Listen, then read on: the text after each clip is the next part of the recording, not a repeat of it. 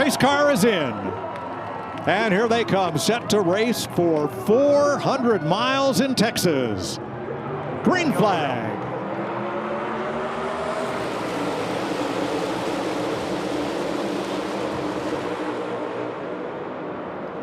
Well, these are the most nerve-wracking laps around Texas Motor Speedway because of the fact that these cars are so edgy. And when they're side by side like this, you have no choice but to run in that second lane. Down here in 3 and 4 over the bump is where it gets really, really hairy. And Briscoe looking to the inside of Buescher already. They were 3 wide for a moment as Buescher moves up, takes 1. He may take another spot from teammate Denny Hamlin. Briscoe trying for 3rd.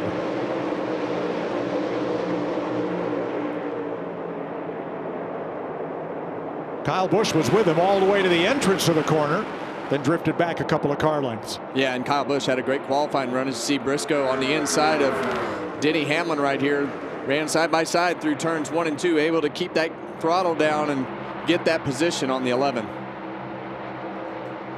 Be an interesting day, Clint, to see if that 8 car can stick around at the front of this pack. We have had all the talk about the crew chief change and everything that Kyle Busch has going on. That's right. The new enthusiasm, right? New crew chief with Andy Street made the change on the 8 car. Already seeing some results, a new enthusiasm, new shot in the arm with a good qualifying effort. But to your point, can they hold on to this with a good finish? 8th, 9th, 10th, Reddick, Gibbs, Bowman.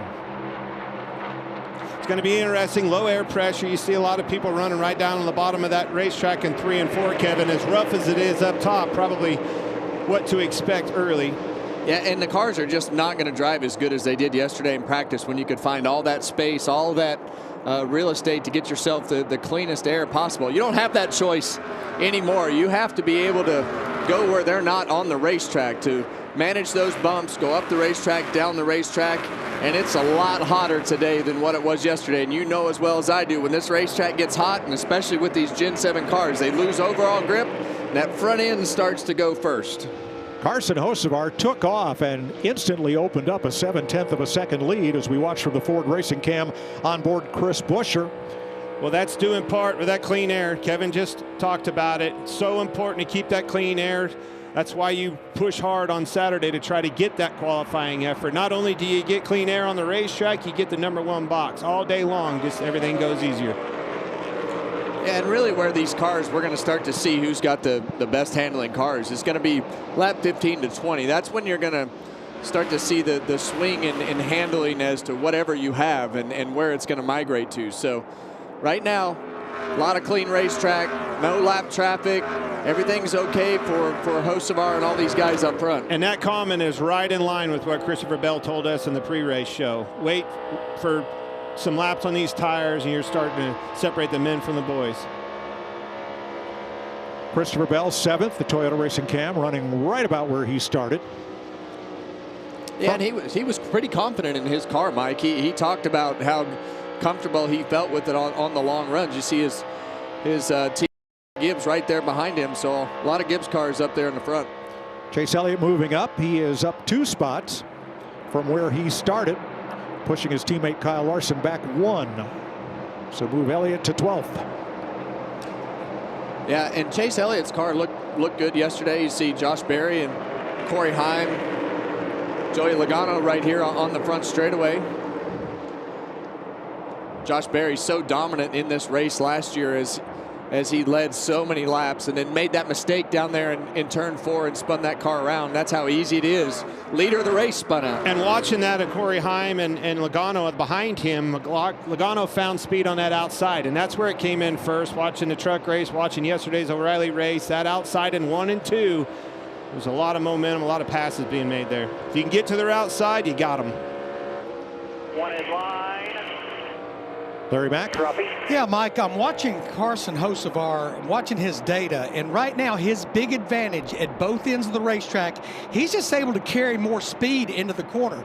Not a big advantage on the exit. He has to play with the throttle, but both ends, these first 8 laps, he's just carrying more speed on the entrance to the corner. And again, that falls right in line with exactly what you showed us with that Toyota Cutaway car. That dirty air. He has all the max downforce, 100% air on the front of that race car. Maximum grip. Hocevar the leader, then a 3-car pack, Suarez, Briscoe, Hamlin, then Kyle Busch kind of alone there in 5th. These are the first laps in the top 5 that Kyle has run this season on a non-drafting track. He turned 41 yesterday.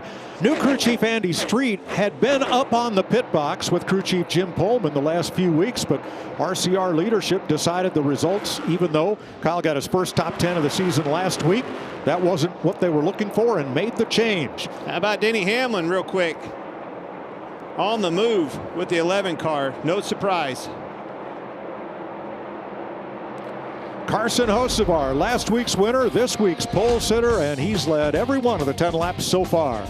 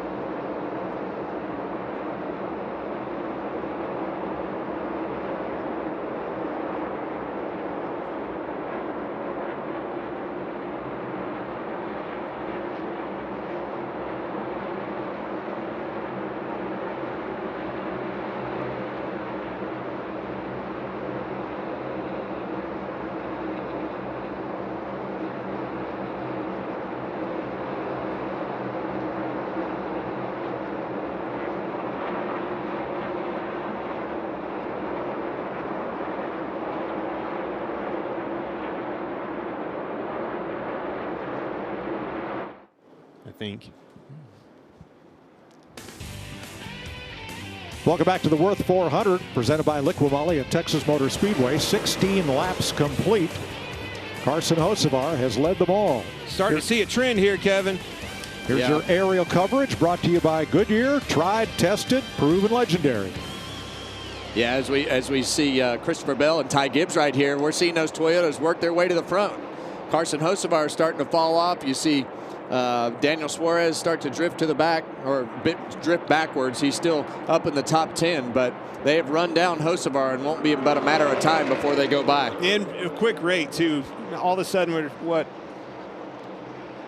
Well, last year here, Hocevar led the first 22 laps from the pole, but lost the lead on pit road and never led again in that race. Kyle Busch has moved up to 4th, Chris Buescher to 5th, and Christopher Bell to 6th. They were running him down a 1/10.5 to 2.5 tenths a lap. But look, that's how tight. the mirror driving and how you take that air off of them. He crossed that wake. Briscoe crossed the wake of that car in front of him. The front end took off, and that was just a mistake on Briscoe's part. I think he ran up on him so fast that he didn't expect to run up on him as quick as he did, and then he got in that wake closer than he wanted instead of timing the pass up off the corner. But look what the result. That's exactly the opportunity that Denny Hamlin needed. Thank you very much. To the lead. Here we go. Here is Briscoe's radio. Got to be prepared for that. I know he left you a lane there, but you got to expect him to kill some speed and come back and close. Don't let him stall your nose so hard like that, especially late exit. That's exactly right. That's exactly what Larry McReynolds showed you in that cutaway car. It takes all the air off those cars. It's like the front tires come off the ground. And that's but you have to be ready for it, right, Kev? That's just a mistake, right? Like you gotta make sure that you know that that's. I mean, you gotta anticipate that's going to happen. Can't try to make it all in one chunk, and ultimately it cost him not making the pass. Too much trust in that guy. and Denny Hamlin went by him and cost him the lead. So Hamlin to the lead, Briscoe now to second, Hocevar drops to third. Kyle Busch holding in fourth. His crew chief Andy Street allowed us to sit in on their team meeting this morning. All right, guys. Glad we got together today before the race. First off, I want to say thank y'all for welcoming me back into the program. I'm excited about the opportunity. All you guys are first class, and it's the best race team I've ever worked with. Qualifying went exceptionally well. Congrats to all you guys. Good job. That's a testament to all y'all's hard work this week. The race is probably the biggest amount of cautions we'll see in a race today, all year. So be prepared for two-tire strategy. All right, guys, let's go have a good day. Yeah, buddy. Well, we certainly appreciate Andy Street letting us sit in on his team meeting this morning. Had a conversation with him on the 8 car of Kyle Busch as well prior to the race, and he said that qualifying effort, as good as it was, gave him a little bit of heartburn. He was worried about getting the delta on where the balance of the car would need to be starting up front because they haven't done that a lot this year. Well, so far for Kyle Busch in the 8 car, that's worked out well, up 2 positions from where he started 6th, now currently running 4th, and he has been silent on the radio, guys. Good to see the old 8 ball up front right now. Thanks, Regan. 2 Toyotas leading 2 Camaros leading Chris Buescher's Ford in the top 5. A couple of drivers that started deep in the field have made some strong moves as this field tends to get single filed out. Ryan Blaney and Bubba Wallace each up 10. Josh Berry up 5 spots. Yeah, that Ryan Blaney car is pretty darn fast, Clint. Looking at the lap times and as much traffic as he is in, he is definitely moving in the right direction. Bubba Wallace doing the same thing.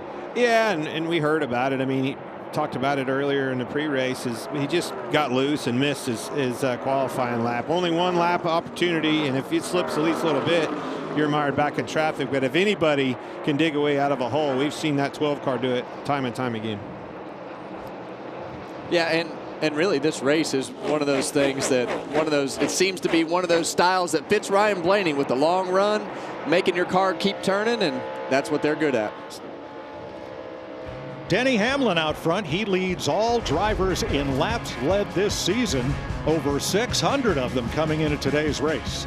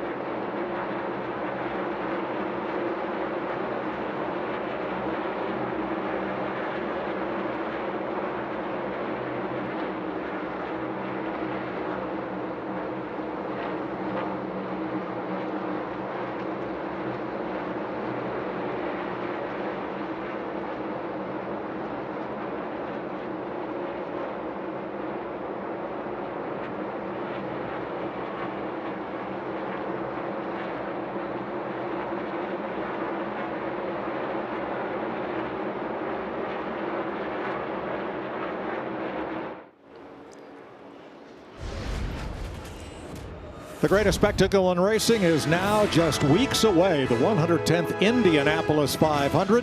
Don't miss the pageantry, tradition, and excitement of the world's biggest race. Sunday, May 24th, only on Fox.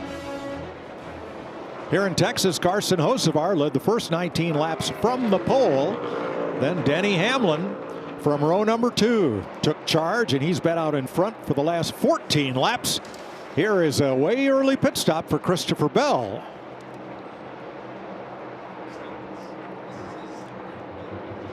At lap 33, Larry, seems like this is way on the edge of that first fuel window. Well, no, they're good to go on fuel, Mike. The split is lap 40, but I anticipated some would be coming early, and that's exactly what Adam Stevens and Christopher Bell did. They came about 7 laps early. Here comes Briscoe, his teammate. They're coming, and more of them starting to come, Jamie. That's right. The 19 was going to stay out a couple more laps, but they started seeing the teammates come in. So Chase Briscoe is a little bit tight, pretty nervous with the rear's air pressure adjustment here, and 4 tires in the 19 car. Chase Elliott and Kyle Larson in the pit lane, along with Connor Zilic, who was running in 16. These early pit stops, easy to make mistakes, Kevin. Yeah, and that's the thing that you don't want to do here at Texas, especially during these green flag pit stops. You don't want to have a mistake, speeding, something that you have to come back to pit road for. Riley Herbst, Michael McDowell getting service. This is going to draw the 11 in. That puts pressure on them. Look for him to pit. Zach Smith, Chris Buescher. Hand out the window on your leader. Kyle Busch getting 4 tires. William Byron is in. Austin Cindric. And your leader, Denny Hamlin. Hamlin to the front end of pit road. Yeah, as soon as Christopher Bell came to pit road, everybody else didn't want to give up that track position because they know how difficult it is to pass. Regan. Well, Kevin, that's exactly what happened in the pit stall here. As soon as the 20 car hit pit road, Denny Hamlin's team put their helmets on, began to get ready. As for the car right now for Denny, just a little bit too free when he got out front. Otherwise, it's been good. I'll tell you, hats off to Ross Chastain because he had to stutter coming out of his pit box so not to impede Hamlin. Yeah, speaking of a stutter, right there on the 11, almost stalled it coming out. Keep an eye on this up here. The race is on. Joey Logano, Noah Gragson in, A.J. Allmendinger, Ryan Blaney. I think he's going to get him, Kevin. It's going to be close as they merge onto the back stretch right here, but he's going to go right around him on the outside. That's a combination of staying out a little bit later and making a mistake, a little bobble exiting the pit box. Yeah, and ultimately that stalling the car, not stalling the car, but having those hiccups getting out of the pit box right there cost him the lead of the race. So Hocevar back to the lead. He is one of 10 cars that have not yet made this green flag pit stop as Eric Jones comes down the pit lane. Hamlin's lead before stops, 1.4 seconds over the 19. And we'll see if Hocevar comes this time. The first 8 cars and Cody Ware have not yet stopped. John Hunter Nemechek in. I'm afraid this is going to hurt the 77, Kevin. Yeah, I think as they were expecting him to come this time by, I think when you stay out that long, sometimes you give up so much lap time that you just lose track position and maybe make up a couple spots with those new tires, but we'll see how it works out for him. Ty Gibbs pits from 2nd place. Chad Fincham in. He's already gone a lap down. Ricky Stenhouse, one of the last to pit, and now just the first 6 cars have not yet been to pit road. Gibbs in and out. Cody Ware in. And Hocevar continues to circulate at 30.3 seconds. The cars with fresh tires are in the low 29s. That's a lot of time. Chase Briscoe ran a 29.46 the last lap, so you're giving up 7/8 tenths a lap, Clint. Eating his lunch. And here he comes. That's going to hurt them. I don't like that strategy. Austin Dillon is in. And now the pole sitter and last week's winner, the 77 of Carson Hocevar, making the long run all the way down to the end of pit road to his box. Josh Berry, if he does not stop, will pick up the lead. Josh? And the plan for Carson Hocevar was to pit around lap 40 or 41. He's complaining about grip in the center of the corner. It'll be 4 tires and fuel for the pole sitter, Carson Hocevar. Todd Gilliland is in. That leaves just Berry, Keselowski, and Custer on the racetrack without having stopped. Yeah, and you see Josh Berry heading to pit road right here. Same type of scenario for these guys staying out that long. You saw Chase Briscoe. He was so far ahead of Carson Hocevar we couldn't even find him on a camera. Here's Custer on pit road. That will leave just Brad Keselowski.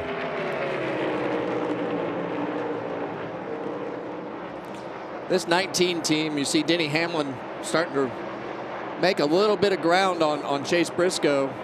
He definitely has a little bit better car, but that track position will be hard to gain when those cars are so even. Right now, that 3 car trying to stay on the lead lap, as you see Brad. Much like we saw earlier in the race, though, Briscoe followed the 3 car in the corner, got tight again, and enabled Denny to catch him. You're going to have to, as the leader catches these lappers, that'll be opportunities for Denny. Well, you got to time it right, Clint. You got to be able to get those runs at the right time, and sometimes you just have to maintain that gap on one end of the racetrack or the other. Chase just has to get that timing right to get through this lap traffic. So Chase Briscoe, the clear winner of this pit cycle, he emerges with the lead over Denny Hamlin and Christopher Bell.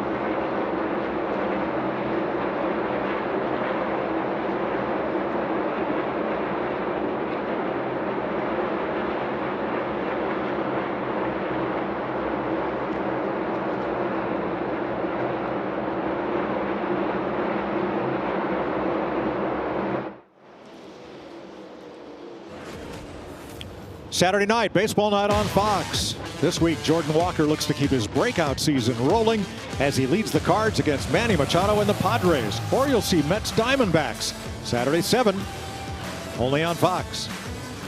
50 laps complete in Texas. Christopher Bell, the first driver to pit, has taken his Joe Gibbs Toyota to the lead. Now during the break, Chase Briscoe was up front, came up on the 3 of Austin Dillon. Well, if you see the 19 car, he's up out of the groove. He didn't hook the bottom like Denny is, and then enabled the 3 car to run that outside, get momentum, and now wait a minute, that lapper's going right back around him. Yeah, and he's fighting for his life to stay on the lead lap, and Briscoe tried to block him right there. But I think that the thing that I've noticed is Christopher Bell has found a lane that everybody can't really run up the racetrack, and he's making some hay. Makes the pass on the bottom. Briscoe chooses wrong right there. Gets in the same lane as the 3 car. Bell goes by him, but Bell can go in the bottom. He can go in the top. He's got a very versatile car right now. Jamie? Yeah, just to update the night team, been listening to him. They were really happy with the balance overall yesterday, but so far today, they're fast, but that air is messing with them. Right after that moment you guys just showed, he came on the radio and said, I am just wrecking loose all of a sudden. Not sure what happened. And obviously, guys, I can report from down here, the wind is certainly picking up, and that's always an issue. It certainly is, Jamie. And where's that wind blowing? Right down the back straightaway, making you looser into turn 3. Yeah, it always seems like the wind blows in the same direction here, down that back straightaway. But when it starts to whipping, it definitely makes a difference in how that car handles. This track has not been kind to Christopher Bell. He's led more laps today, 7, than in his total Texas career. He'd led only 6 total. But I heard, you know, when Kevin was just telling me, he said the word versatile, and that's a dirt racer. You got a hot, slick racetrack, find the way around them, find the clean air, and that's a versatile dirt racer. And that's the part that keeps you getting hung up in traffic here. And you know, the thing about Christopher Bell right now, and we kind of talked about what he needs to do. He's kind of been inconsistent. They've had some bad luck. They've, you know, through the years kind of taken the days that probably thought that they should win or run in a certain position and then have a mistake. You can't do that in this point system. I think they have a car fast enough to be able to race for the championship and do exactly what he's doing today, as we watch Denny Hamlin go under the 19 car of Chase Briscoe and take his effort at trying to get himself by the 3 car. That 3 car has been a tough pass. He's been a tough pass as both these guys have kind of taken a swing at it, not been able to really make it happen easily. Briscoe's car just hasn't taken off on this new set of tires. He said on the radio, very loose, holding on to that car, the 19. Behind him, Kyle Busch holding in 4th after a good stop, and Chris Buescher 5th. And you see pole sitter Hocevar right at the bottom of our screen right there. Kyle Busch is actually driven almost to the back bumper of that 19 car of Chase Briscoe. Now our pole sitter Hocevar came out of the pit stop cycle in 7th, but the driver who shared the front row with him not quite as lucky. Josh? Yeah, we talked off the top of the race about Daniel Suarez and how they knew they had some speed after practice, but they were struggling with the handling, but the speed is not there either. Suarez coming over the radio complaining about that car, and then recently came over complaining about a vibration in that 7 car. The team said, we're going to have to ride it out, but let us know if it gets worse. Jamie? Well, one man who is on a mission going in the right direction is the 12 of Ryan Blaney, up to 13th already. That's 18 spots better than where he started today. It was interesting talking to his crew chief, Jonathan Hassler, this morning. You know, he reminded me Penske Racing has struggled on 1.5-mile tracks. He said, however, a few weeks ago, we got to be part of the test at Chicagoland Speedway. That's another 1.5 miles. He said, we actually learned something we were able to apply to our setup today. So they weren't too concerned about it. They just didn't want to get too tight so that his car could move forward, and that's exactly what they're doing. He started 31st, Blaney running in 13th after the first round of pit stops here. Bottom of your screen, Corey Heim 19th, Daniel Suarez 20th. We still have 31 cars on the lead lap, back to Shane Van Gisbergen after 59 of 80 laps in stage 1. Christopher Bell out front in Texas.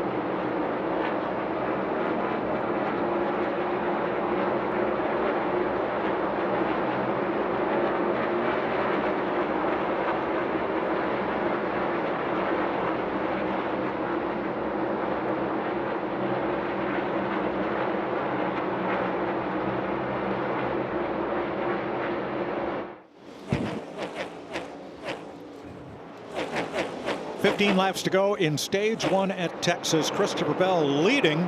He has 3 top 5s here in 7 Texas starts. Regan? Well, Mike, things going very well for the 20 as we see a potential pass for the lead here as Denny tries to get to the outside of his teammate. A little contact on the backstretch as well. Talking to those guys, though, before the race, I asked him about some of the struggles that they've had as it's going to get really dicey off at turn 4 right now. And as Denny Hamlin takes the lead from his teammate, but the struggles that they have had with that 20 car to get results, they said, we don't carry that baggage from us week to week. We leave that in the rearview mirror. Well, they're mired in traffic. Got a lot of lappers right in front of them. It's forcing their hand to run kind of unorthodox, running on the bottom, Kevin. And we saw that all weekend long, whether it be the truck race or the O'Reilly race yesterday. Makes it hard to pass. Yeah, and you see the reverse. Yeah. It's reversed right there as the 6 car. Oh no! It clipped Bell. Bell's around. Bell in the wall on the front straightaway after contact back in turn number 4. Unbelievable. And at lap 69, we have the first caution of the day to Todd Gilliland, who went spinning. And Christopher Bell with a pretty solid impact. Yeah, he's in big trouble for the rest of the day. We were just talking about the bad luck that Christopher Bell has had here. And just a car spinning just barely clipped him right there. Turned him around. Yeah, he's done. You want to talk about bad luck. Right in his lap. A lot of cars trying to stay on the lead lap as we get close to the end of the stage. And that tire whirling around the right front is not going to do any good as Bell tries to get it to pit road. And that's really just kind of the way that his whole season has gone so far. Think back to Kansas, you know, being in position to win that race. Yep. Off of turn 2, coming back to the checkered flag, crashing, got a terrible finish. Same thing last week. 4 of the last 5 races, Bell has finished outside the top 15. Well, let's watch it again. You see the car get sideways up on the high lane, tries to get in the gas and does to keep it out of the wall, brings it down. It just barely clips Bell, turns him right head on into the wall. And Bell is in just such an awkward spot right there. He's got Denny Hamlin below him. Racing for the lead. You see him coming down the racetrack, but you can only turn it so hard down the racetrack before it'll just spin out.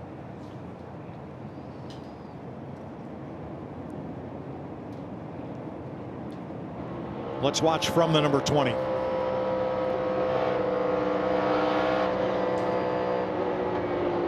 Boy, what's this guy? Golly. Hold on there. So frustrating. Happens quick.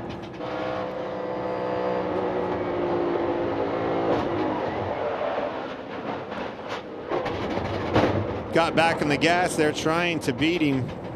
Just barely. So close. Wow. Both ends pretty well beat up. Yeah, and he's already 9th in the points, so reckon before stage 1 right here. Devastating point-wise. Larry, we're going to have 10 laps to go when pit road opens. What are we going to see? Yeah, we've been well over 20 laps since those pit stops. I think you're going to see most of them take 4. But remember, we're going to go back racing with about 7 or 8 laps to go in the stage. Don't be surprised to see somebody roll the dice and maybe try just 2 here. All right, here come most all the lead lap cars to pit road with 10 to go in the stage. Jamie? And Chase Briscoe, the 19, comes in from 2nd, led his first laps ever at Texas earlier, led 4 laps there. He pulls it to a stop in his box, very loose earlier, as we reported. Said the bumps have really been affecting him as well. Air pressure, Regan? Kyle Busch just a little bit too tight this run. Felt like he damaged the right front some. An adjustment for that. And Denny Hamlin a little tight at max load. Josh? For Chris Buescher, he's been on both sides. Have been too tight, too loose, too tight this last run. 4 tires of fuel here. There is the race off pit road. 5 cars stayed out, led by Eric Jones and Ricky Stenhouse. Todd Gilliland goes spinning and collects race leader Christopher Bell.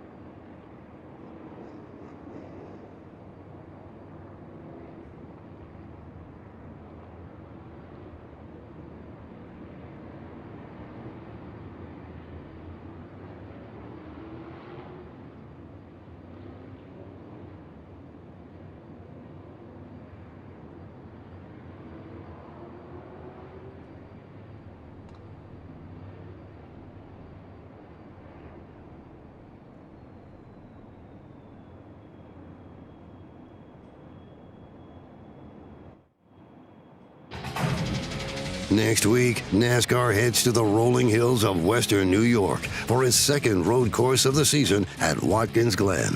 ARCA kicks off the action on Friday at 1:30 p.m. Eastern on FS2, followed by the Truck Series, racing at 4:30 p.m. Eastern on FS1. Then, the O'Reilly Auto Parts Series races on Saturday at 4 p.m. Eastern on the CW. And to finish the weekend strong, the Cup Series races on Sunday at 3 p.m. Eastern on FS1. Dress warm, but come join us in the Finger Lakes region of New York State at Watkins Glen. New track limits will be imposed on a couple of corners. Going to be a fun race. All right, the first 5 drivers on your pylon there stayed out and did not stop. Hocevar and Preece in 6th and 7th took 2 tires each. All those drivers looking for stage points just 8 laps from now. Yeah, and these are the types of situations where your car gets torn up because you have the variance in speed from the guys that are at the front of the pack, the guys on the tire strategy, all the 4-tire cars back in the middle. But look, there's points on the line here in a short amount of time at the end of this stage. So good opportunity for some of these guys to grab some unexpected points in stage 1 here. And nothing but the Corvette pace car in front of the Advent Health Cam of Eric Jones, who is our leader. Now, Ryan Blaney, pit road, what happened? Well, the wheels fell off the bus, but I think this time might take a little blame. Let's listen. Yeah, all good there? Got a problem? I thought I did, but sorry. I screwed that up. Raced. I'm an idiot. Shake it off. Early here. We'll rebound.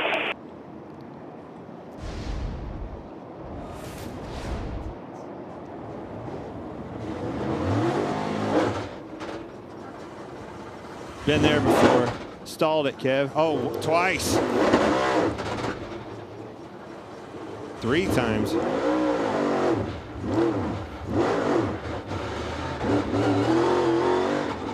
It almost sounds like he's got it in the wrong gear. Second gear. That's what I was thinking. Kept lugging on the restart. Jamie?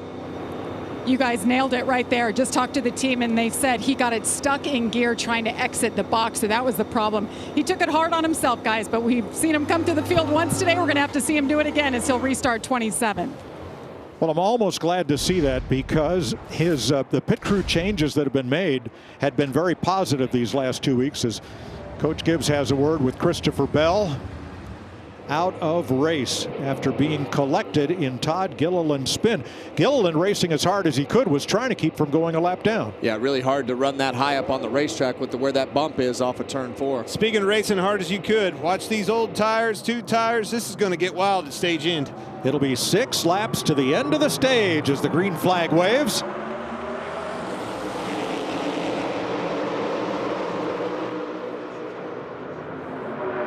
Eric Jones, Ricky Stenhouse in front of Chastain and Allmendinger. 4 wide, Briscoe way out on the outside. Nemechek fading, that's why they get 4 wide. Whoa. Yeah, and so hard on those old tires. Once you get shoved in the middle of the pack like that, just the front end does not want to turn as we see a battle for the lead right here. See that car on the outside. Stenhouse hit that bump with the wrong angle. Goes way up the racetrack and Eric Jones drives off.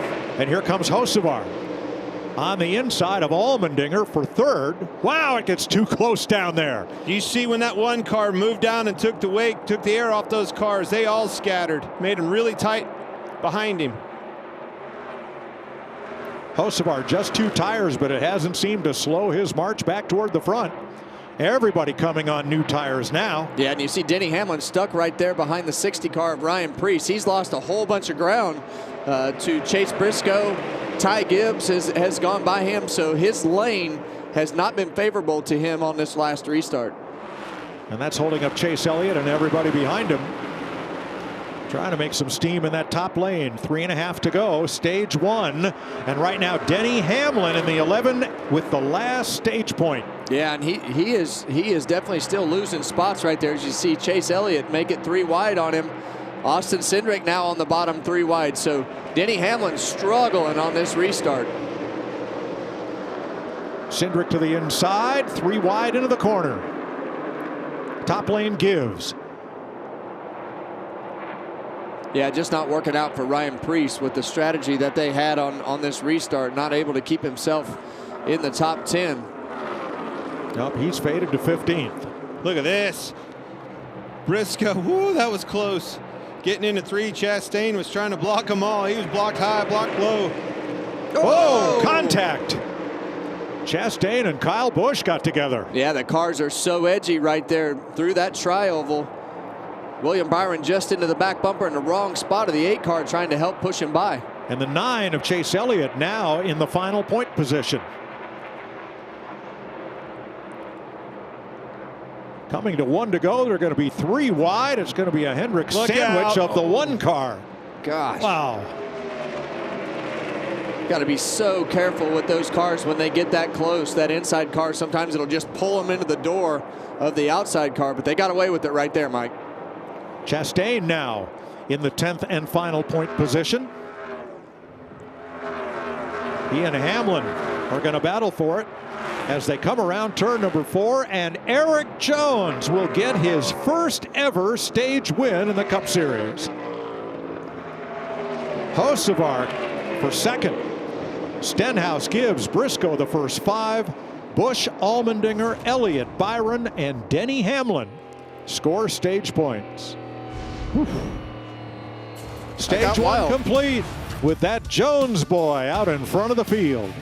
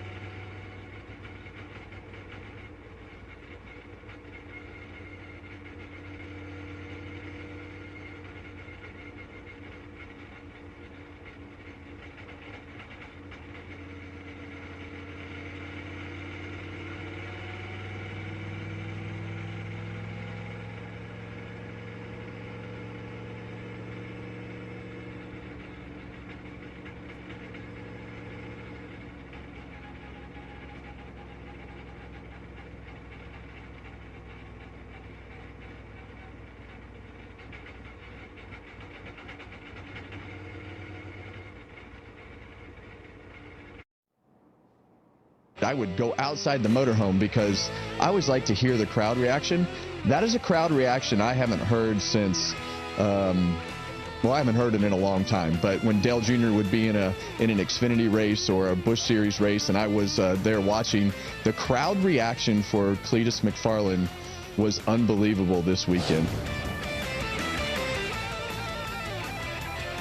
Check out the all-new Fox Sports digital show Speed with Harvick and Buxton, fueled by Poet. Subscribe to Speed on Fox, on YouTube, the Fox Sports app, or wherever you get your podcasts. 82 laps, stage 1 complete, waiting for pit road to open. Jamie? Christopher Bell has been checked and released. Wrong place at the wrong time, leading this race, and you got collected. Another bad luck race here. How do you describe just the disappointment? Yeah, I mean, it's a bummer, but I'm just, I'm so thankful. I'm thankful that I get to drive really fast race cars. thankful that I got the lead laps today. Thankful that I get to carry the Ream colors, drive for Joe Gibbs Racing, and yeah, I was a couple feet away from having a great day. But yeah, it's going to turn around at some point. We'll see you at Watkins Glen. Mike? Thanks, Jamie. Tough break for one of the fastest cars here. It's so tough when you get in those streaks, and I'll have all those things happen, and just to keep your confidence up. So hate it for Christopher Bell. Speaking of confidence, look at this guy right here. Busch has more laps run in the top 5 today than the last 11 mile-and-a-half races combined. Got him some stage points. It's been cleared back to Atlanta, our second race since he's had stage points. Well, that was a great call from a lot of angles. 43 of Eric Jones stayed out from 18th. Ricky Stenhouse from 22nd. Allmendinger from 25th. All got some stage points. So they were having a mediocre day at best, and why not just take a chance and stack some stage points on right now? Obviously, they're going to lose track position right here, but at least you got something to show for it. There's your Celsius on board with A.J. Allmendinger, who will pit from 7th position as pit road is open.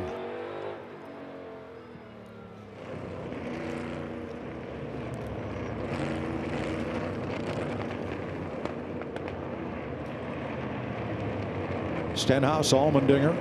A lot of cars coming to pit road right here.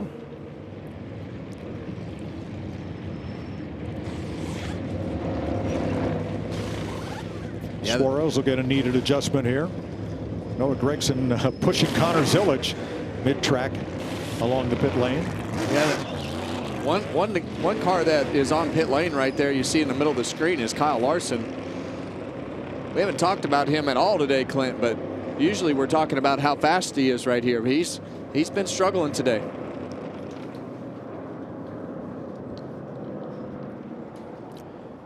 Alex Zanardi was a racer in Formula One.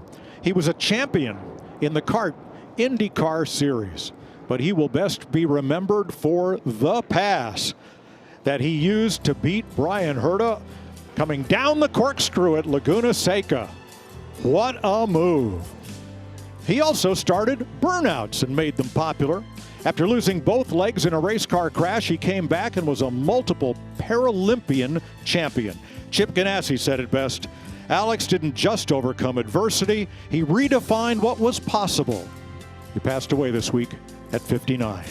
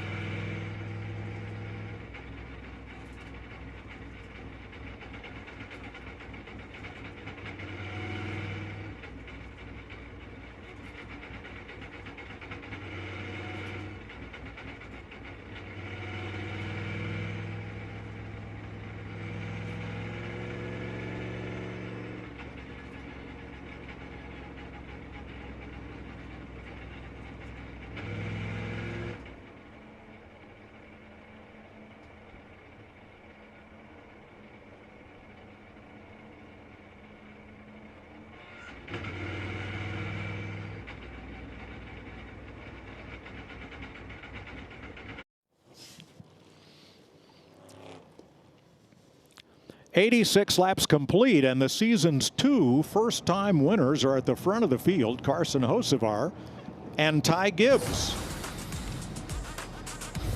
Here's how long it took several of our current drivers to score their first Cup Series win. From 91 for Hocevar to 131 for Ty Gibbs, the 2 most recent. And as few as 4 starts later, the second win came. How long will it be for Gibbs or Hocevar to find their way back to victory lane?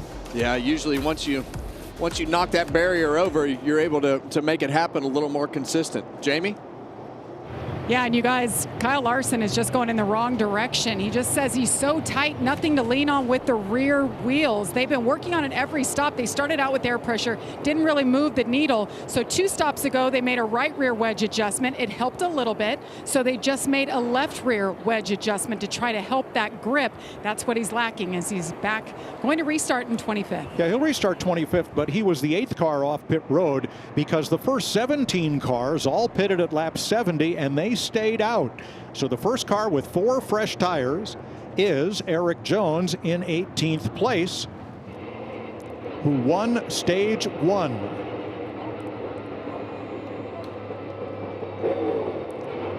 Here we go for stage 2 as the drivers approach the Echo Park Automotive Restart Zone. Hocevar inside, Ty Gibbs outside.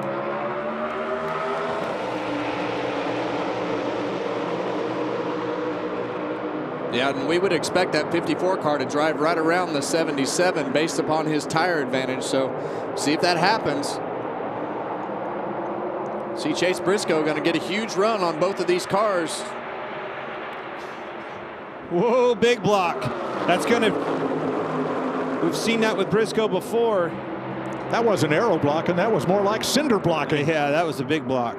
Blocking is a huge part of what we do in today's world. If you're in that 77 car with a 2-tire disadvantage, you have to do that. You better be bold and keep a hold of this clean air as long as you possibly can. You get mired in traffic, you are finished. And he's hanging in there a lot better than I expected him to.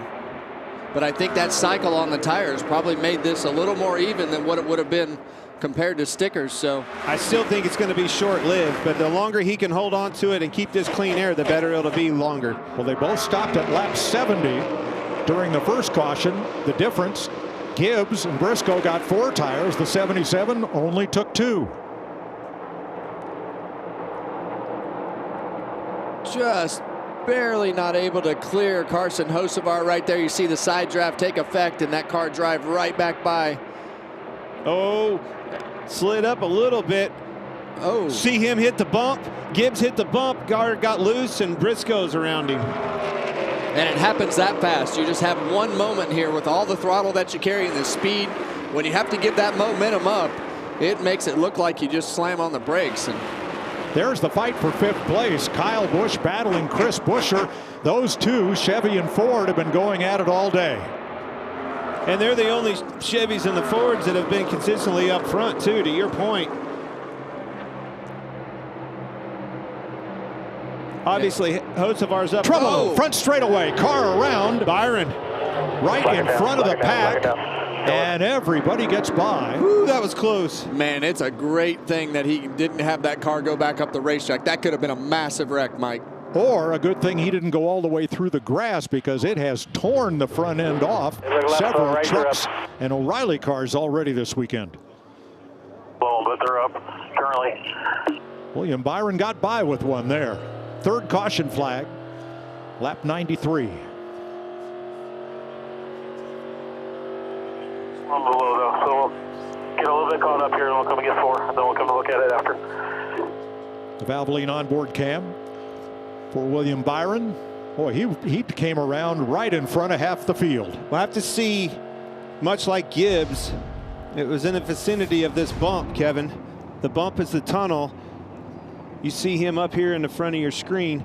Yeah, and actually the tunnel's back there, but it could see the car's already sideways. Yeah, I think it's probably because of that bump. Yeah, what'll happen is you'll go through that bump, and as it rebounds out of the bump and starts to come up in the air, that car will get higher off the ground and lose downforce. Oh man, Logano all but wiped that 24 out, but almost identical to Todd Gilliland's wreck, being up the racetrack, hitting the bump, and that car just snapping around. He was running in 7th place. Let's ride along. Listen to this bump. Clear. Hang on, sis. Hang on, sis. Hang on, sis. Didn't get hit.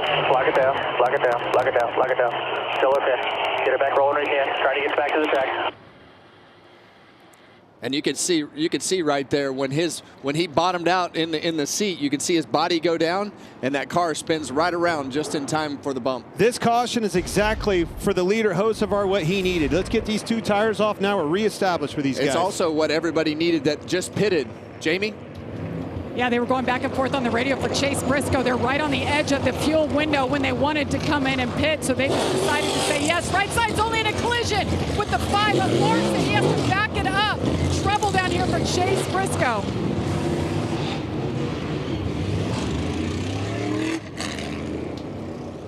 Regan. Like the 9 car, Chase Elliott, we see him exiting pit road right now. That car squirmy to take off, but they made it better on that most recent run. The 88 and the 4 overshot their pit. There's damage there. Is that Logano? That's Logano right there. He ran into the back of Cole Custer, who was checking up to let the 54 out of his pit box, and that Joey hit him. The left front's towed way out too. I think it's got a toe link broke. Yeah, that car's killed. Left front, we're going to have to come back. Left front's tore off. Now there's Custer in blue, red, and yellow, the Andes colors. Whoa, and Logano unable to stop in time. Wow.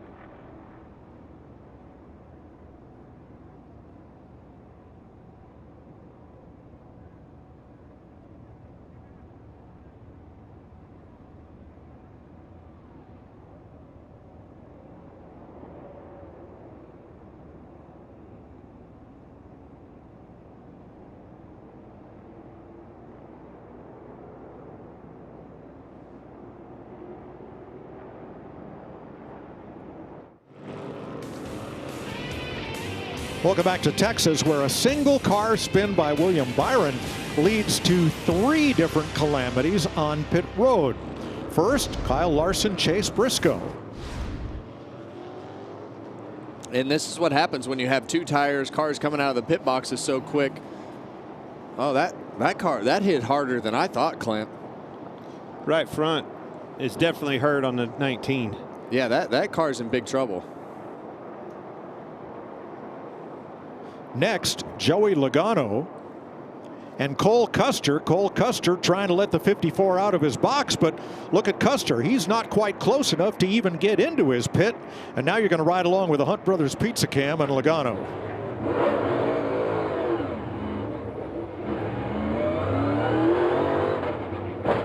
Oh. Killed it, sorry. And the third incident, Denny Hamlin gets blocked in by Connor Zilic, who ends up overshooting his pit and having to back up. Well, let's listen first to Logano. The front torn off a bit. Wrecked. Like wrecked. No one told me we're doing 2. That'd have been good to know too.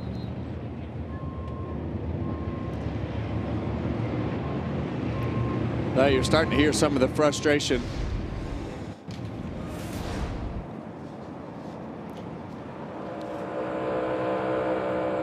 Here's Logano's view of the spin earlier of William Byron. He just gets by, but I guess too many stops at the luck bank. Yeah, well, he survived at 175 miles an hour, and then down there on pit road at about 35 completely tore the left front off. And in those moments, in the driver's seat, you're trying to navigate everything, looking forward, looking in your mirror, and it all happened pretty fast. I'm not sure if he was looking in his mirror. We see it all the time. When you have guys taking 2 tires, some taking 4 tires, it leads to calamity on that pit road. I'm going to even add to it. You had a lot of drivers like Michael McDowell, Cindric, Allmendinger, Chastain, and Jones doing fuel only. So you had all kinds of agendas, quick pit stops that time. That led to a lot of that.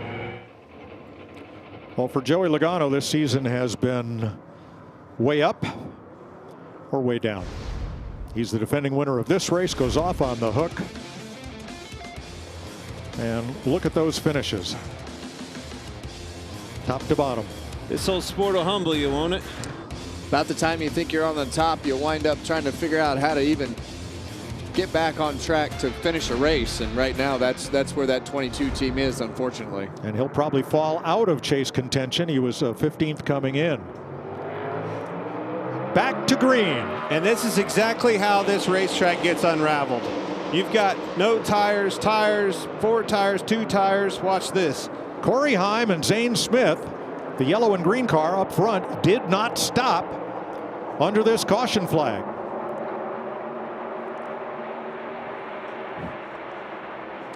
Brad Keselowski trying to take advantage here.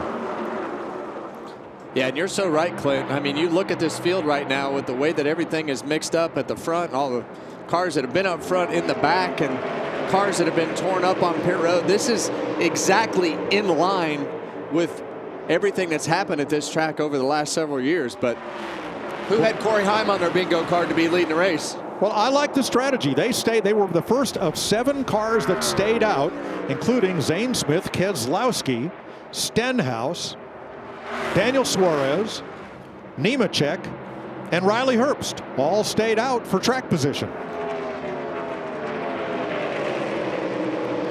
They need this thing to get spread out here and run green and get some laps under their belt to get reestablished of kind of where you're going to run for the speed in your race cars. When it jumbles up the field like this, all hell breaks loose. Well, 4 of the first 5 just ran their personal fastest lap of the race. I was just getting ready to say, Corey Heim just ran 28.92. Second place, Keselowski ran his fastest lap. So these cars have speed, and they're learning a lot about their race cars up in the front right now. But in the back, caution waves for a car that got up into the wall in turns 3 and 4. It's Ty Gibbs with trouble on the right front. Yeah, it looks like he's gotten in the wall right there. He was just passing for the lead the last run. No free pass on this or the previous caution because all cars running. But this is what happens. This is what happens when that field gets mixed up like that. You have instances where you're trying to get by cars, forcing the issue, and it looks like right here, you know, it's going to put an end to Ty Gibbs's day. So Corey Heim, part-time driver for Michael Jordan and Denny Hamlin's team, 23:11, has the Xfinity fastest lap of the race. Just set 2 laps ago, and Brad Keselowski also set his personal best on that lap. Hocevar, early in the race, ran his quickest lap back at lap 2. All right, let's see what happened to Ty Gibbs. You can see him back here in the back. I think he got help, Kevin. I can't tell who's the car behind him, but I think it might be Ryan Preece. Yeah, he definitely got into the back of him for sure. And that's a product. All right, he lost that track position. I just said, man, he was just running up front when he got sideways, hit that bump earlier, and contending for the lead, the point spot. Gets mired back in traffic with a 4-tire stop, and now he's in the pits with a junk race car. Another single car caution, which seems to be the hallmark of the Texas Motor Speedway. A little damage on the nose of Preece's car. Probably got green paint on it. These caution laps are helping those cars that stayed out make it to the end on fuel. I don't see anybody pitting here. Well, that's what you hope so when you stay out on the racetrack like that. Caution, please. I need to save some gas. There's the Celsius cam of A.J. Allmendinger having a run here today. He's 15th. You get a shiver.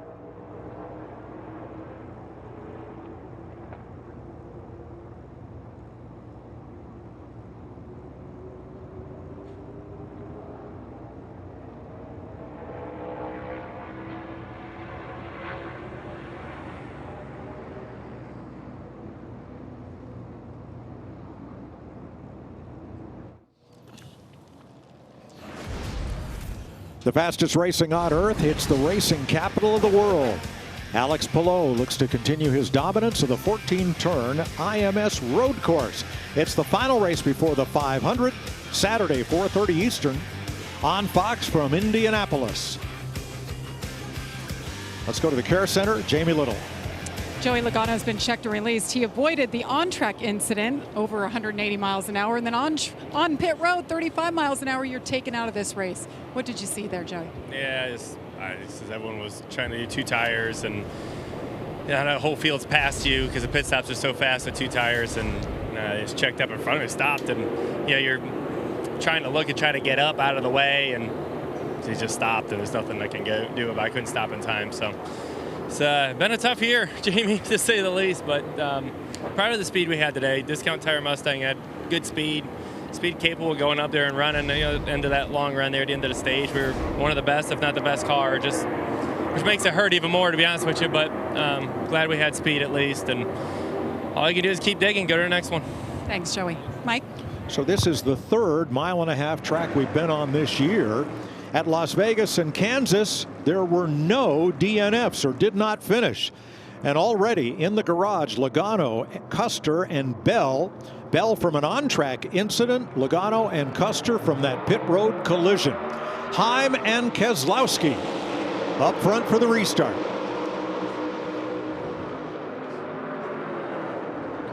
Yeah, I mean, on that last run, you see that quick lap time that Corey Heim laid down, and gets another good restart right now, so he's looking like the cat's pajamas out front, looking good. Suarez battling for second. That battle's over. You're not getting off the hook with that, Kevin. We'll come back to that later because we've got some chaos going on, but Elliott outside of Stenhouse for 5th. Yeah, and you see just in the middle of the pack where everything is still mixed up at the front. Everything's a little smooth, but in the mid right here, see Hocevar and Denny Hamlin.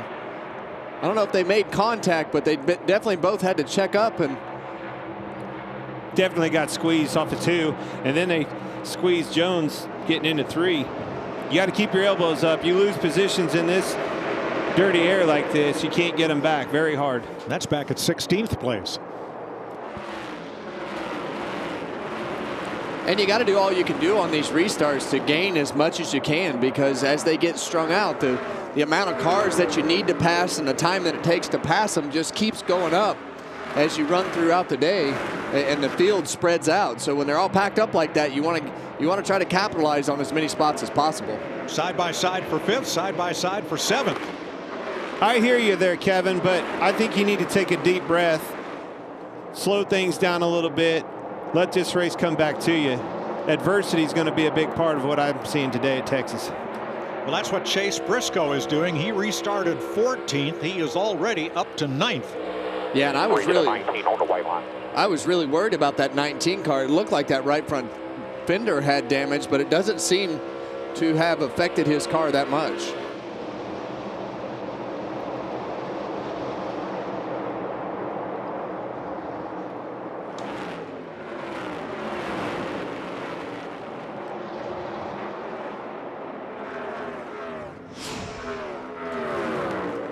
Nemechek inside of Buescher. That's for 7th place.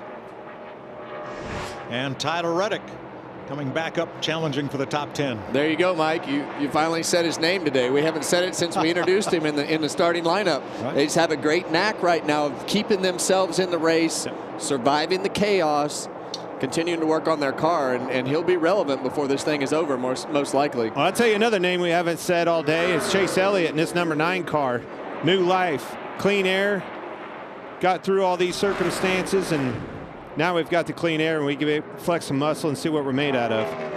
And Larry Chase just ran his fastest lap of the race. Yeah, and he's doing something a little bit strange. I won't say strange, but compared to Heim and Suarez, who's running 1st and 2nd, Chase is using a ton of brake, a lot more than Heim and Suarez getting into 1 and 2, and he's using brake getting into 3, which Suarez and Heim is not using brake. But yeah, Chase using a lot of brake both ends of the racetrack. Yeah, and sometimes that's just to set that nose, Clint, to keep the thing, the front tires loaded up. And I don't know that you want to do that too long with the heat and everything, but definitely an option as you go here, because a lot of times these cars, you make the speed getting into the corner further, set the front end and then drive on. And that can go both ways. If you're loose into the corner, you can use brakes to keep the car loaded up with the chassis rather, driveline, and helps it not be so loose in.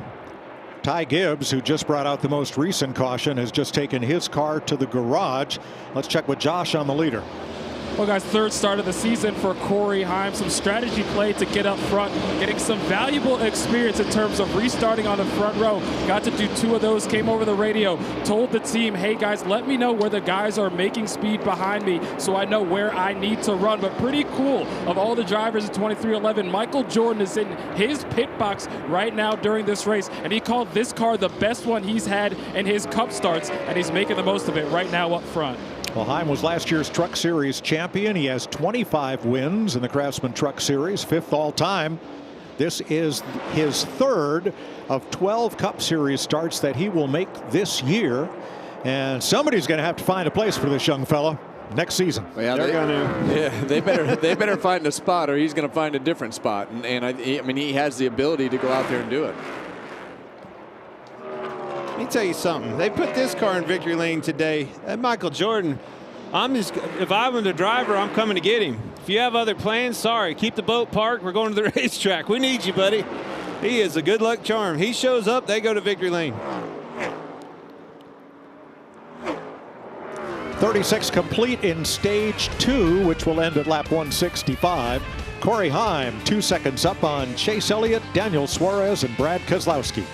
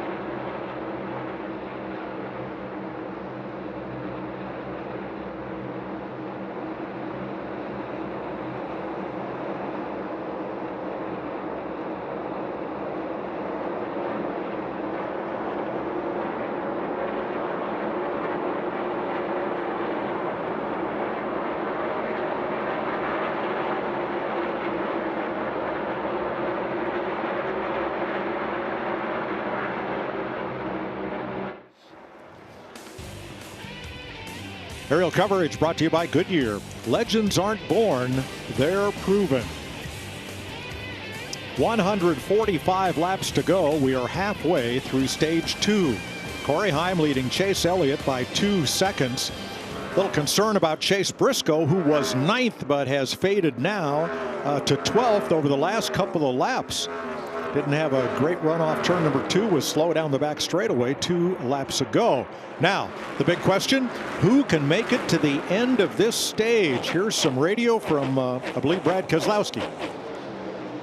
The 47 is close to making it, but not as good as we are. The 67 38 as well. Copy, copy, copy.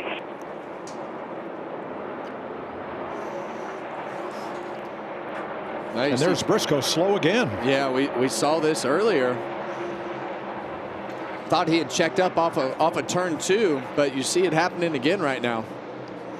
And we know that car has some right front damage from that pit stop accident. So it looks okay through turns 3 and 4. Just wonder if it keeps getting tight on the exit of turn 2 right here, Clint. I think it's got a rubs. Like, I think the fenders on the tire, I don't see any Goodyear lettering on that right front.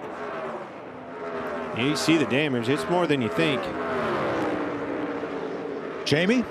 Well, the team assessed that damage on the right front, and they determined it was okay. They didn't need to bring him in to fix anything, and the wheel was straight as well. However, to your point, Mike, about what's happening with the 19, he said, I am too loose. I'm just over-rotating and giving up spots. Boy, Joe Gibbs Racing, at one point in this race, they had 4 cars in the top 5, and they have 2 in the garage. Larry Mack? Yeah, let's take a look at the top 5 on what this fuel situation is. Now, Chase Elliott, he pitted at lap 94. He's going to be good to go, so he's good. Let's talk about Keselowski, Daniel Suarez, and Ricky Stenhouse Jr. They all pitted basically at lap 84. So what they're having to do, we've got 15 cautions. They're going to have to run 66 green laps plus those 15 cautions. That's why they're telling him maybe 1, 2, maybe 3 shy. The one I'm concerned about is Corey Heim, because he has not pitted since lap 70. We have had 23 cautions, but he's trying to run 72 green flag laps. That is a stretch when you add in those cautions as well. Yeah, Corey Heim and Zane Smith are the 2 cars that were last on pit road at lap 70. Would have a long way to go to try to make it to the end of stage 2. See how wide this racetrack, as we right on board with Allmendinger here on both ends, has just widened out so far. Actually have more widened out than what you can actually use in this car from the truck and O'Reilly race. So we're finally calming things down, seeing some green flag runs, and now you see the 11 car marching back up to the front like we saw at the beginning of the race, up 11 positions, Denny Hamlin. William Byron, nice recovery from his spin back at lap 93.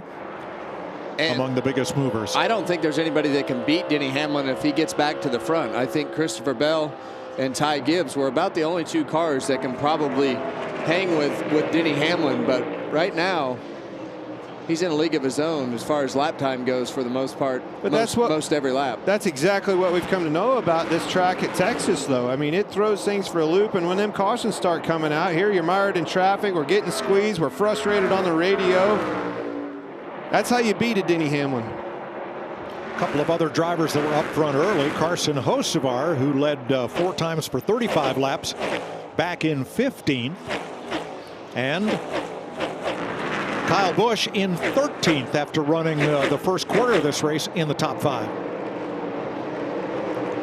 Hamlin Stenhouse for 6th place. And just ahead, Suarez and Buescher for 4th. Much like we saw in that first run, Suarez is having trouble on the wrong run again, but that sequence of all those stops and all that stuff getting crazy put him right back into the play. Got stage points, and now we're back up front in clean air. And Suarez went to the back so fast in the first run, I thought he would never even be close to getting back into this race, but there he sits 4th. Just never know the twists and turns of what's going to happen today. As he battles Chris Buescher, Todd Gilliland, who brought out the first caution at lap 69, the one that took Christopher Bell out of the race, is a lap down and has been posted by NASCAR to pick up the pace that he is not meeting their minimum speed, and he's come to pit road.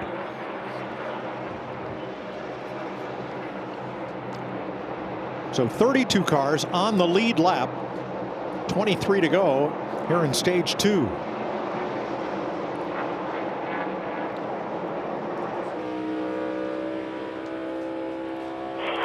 To the 11. Teammates Keselowski and Buescher for RFK running 3rd and 4th in their Mustangs behind Heim's Toyota and Chase Elliott's Camaro.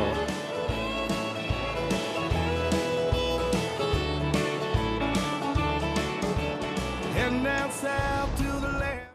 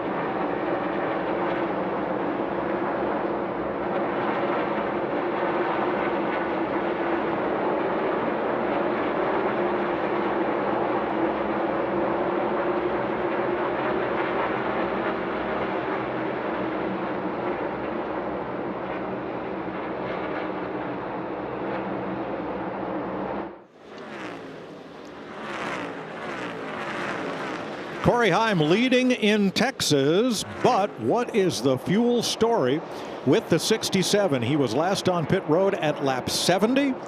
Everybody else pitted at either lap 84 or 94, and you see the approximate fuel level in the cars on our pylon on the left side of the screen.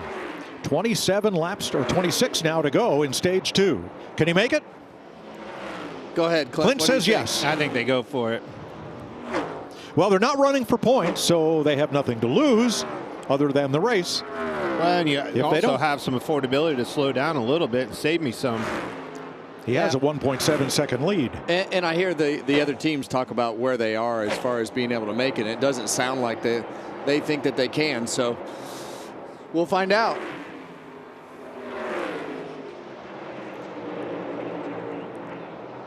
Buescher and Hamlin, 4th and 5th.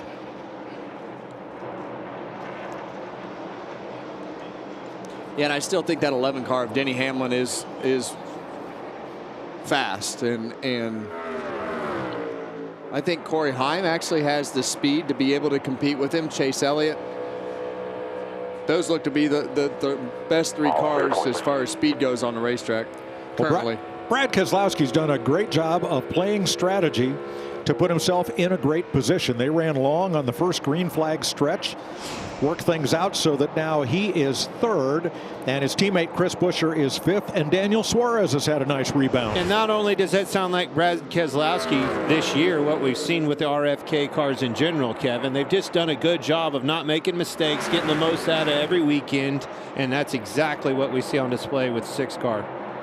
Yeah, and we talk about Brad on a weekly basis of being able to, if he could just qualify better, he'd be able to do this throughout the whole race, but usually qualifying puts him in a hole. All right, let's go to Regan on the 2nd place car. Well, Mike, things going very well for Chase Elliott right now in that 9 car. And something to keep in mind, he's been talking to his team throughout the day about the fact that when he pushes the pace, he feels like he can heat the right rear up. But when he can do what he wants to do and manage that right rear, it's pretty good. The only complaints he has had is when he does have to push that pace a little bit. But right now, where he's riding in 2nd place, the ability to manage that right rear, he's been very pleased with the 9 car and doing something right now that Alan Gustafson told me was very important to them. Find a way to get stage points today. Well, he's got a good gap, 5 seconds ahead of Brad Keselowski, and he's lapping about 0.3 of a second slower than Heim or Keselowski right now.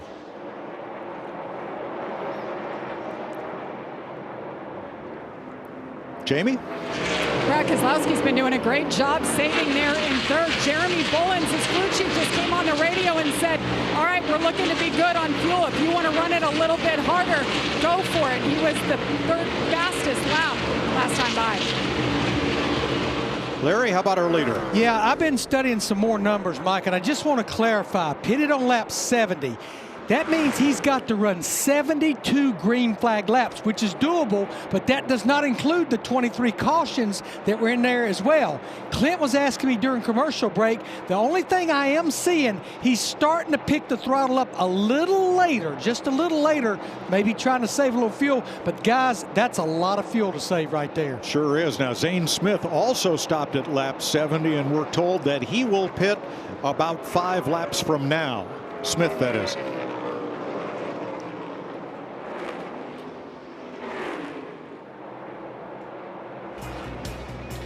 19 laps to go in stage 2. Corey Heim out in front of Chase Elliott by almost 4 seconds.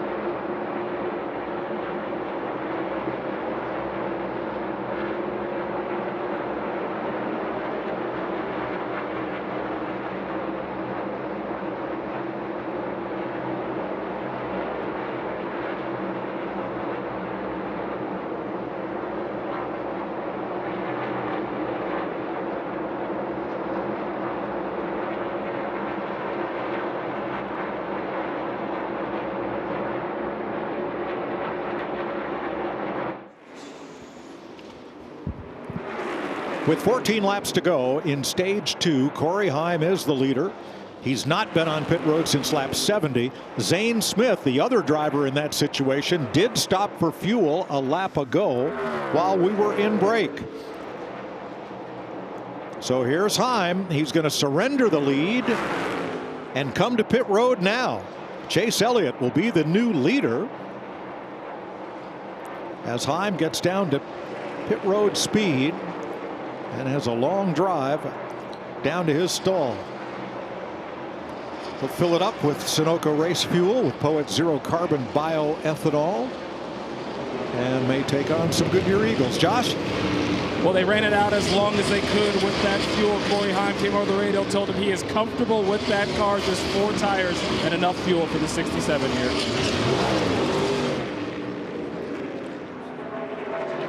Well, the thing that Corey Heim learned right there is he can, if they have the track position, he can run as fast as he needs to run to lead this race. And I hate that they're going to, not be able to race at the front of the pack anymore, but they know that they have a car that's capable to do that. Regan, what about Ricky Stenhouse? Well, Mike, it's going to be very close on Ricky Stenhouse Jr. Take a listen to this radio that we just picked up, and I can tell you the frequency is much more. They keep telling him every other lap this. We need to save some. We need to save some more. We need to save a little more here. We're very close. Keep saving a little more.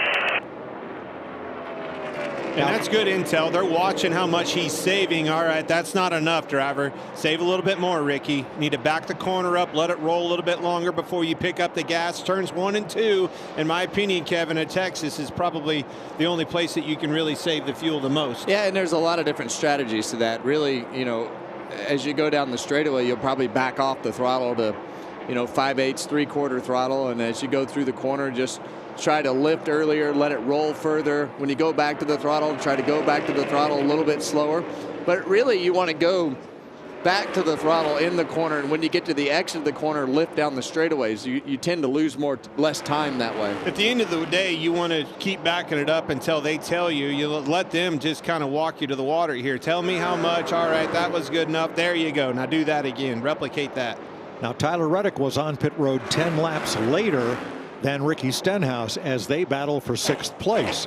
When Corey Heim stopped, it seemed like a risk-free strategy. There were only 2 cars 1 lap down, but now Chase Elliott has begun lapping traffic. He's put Briscoe and McDowell a lap down, so Heim has little chance at the free pass position. When the caution comes out at the end of the stage, though, they may take the wave around if all the other lead lap cars pit. But to your point, they're right in front of him. Go, Cat, go. Run him down quick. Yeah, he's got to run him down quick because he's running 29.50 and they're running, 30.86, 30.70 last lap. So yeah, he's look at the go difference there, huh? right by Michael McDowell down the back straightaway. Larry Mack? I would say in percentage, Ricky Stenhouse Jr. is wide open, probably 5% of a lap. He is definitely saving fuel. Trying to get some stage points here. In 6th right now. He's going to surrender that to Reddick. Right now, Kyle Busch is the last driver in a points position as Heim gets past Briscoe. And now Corey Heim is in the free pass position. Didn't take long, did it, Mike? Well done. As long as Chase Elliott doesn't continue lapping cars in these last 7 laps of the stage. I think he'll run Elliott down and get his lap back where you won't have to get the free pass and go to the tail end of the longest line. That's a huge benefactor. Turn 2. Car spins and is in the wall. Kyle Larson. Wow, his day just got worse. 5th caution of the day, lap 160. Got some big damage on the left rear right there. Tires are up. No, I just lost it. Another single car spin and crash. Said on the radio he just lost it all by himself. Yeah, and we saw Bubba Wallace do this yesterday in practice, and you could hear the disappointment in Kyle Larson's voice right there on the radio that he just lost the back end of the car. But it happens fast over there. When that back snaps around, you have no chance in saving it. 6 laps to go, 5 now in stage 2. And Corey Heim gets the free pass as Larson tries to limp his way back to pit road. Yeah, and it looks like that car won't steer, so he's just bouncing it off the wall.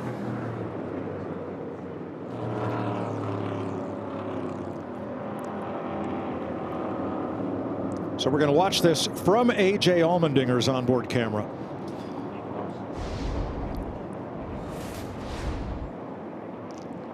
You can see Kyle's all by himself, kind of right in the middle of the racetrack. A lot like Bubba. We saw identical. Yep, just coming out from underneath of him. He's been struggling with the handling of that car all day. And we've heard him. We've heard him talk about his, the front of his car not turning, and that's the hardest thing to fix here, because the back of the car is already on edge with all the bumps and high speed and just the way that this racetrack is. So when you're trying to fix that front end turn, a lot of times you make the front end turn better and give up grip in the back. A reminder of how tricky it is to nail the balance on these race cars too. Here comes your leaders. Chase Elliott and Denny Hamlin lead them down pit road, along with Buescher, Suarez, Stenhouse, and more. Most of the lead lap cars are in.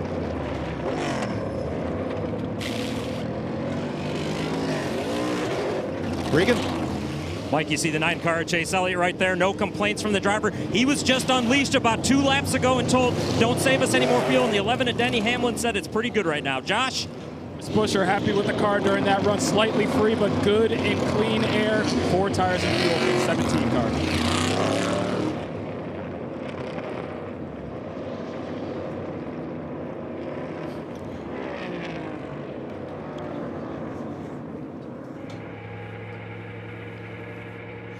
See 4 laps to go right here in this stage, so these guys are going to. Well, RFK, why don't we just call them the contrary team, because Brad Keselowski and Ryan Preece stayed out trying to get some stage points. 4 laps to go in the stage.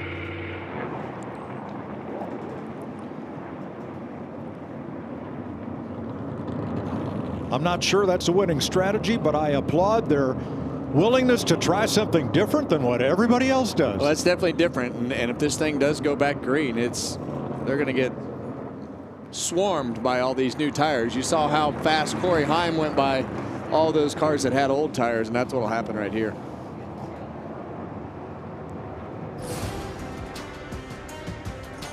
Well, the answer to this question is not Joey Logano. Maybe Kyle Larson. Between them, they've won 4 of the last 5 titles. But since their last victories, 14 different drivers have been to victory lane. 2 first-time winners, 4 drivers with 5 wins. And that drought for Logano continues as he is in the garage area after a crash on pit road back at lap 95.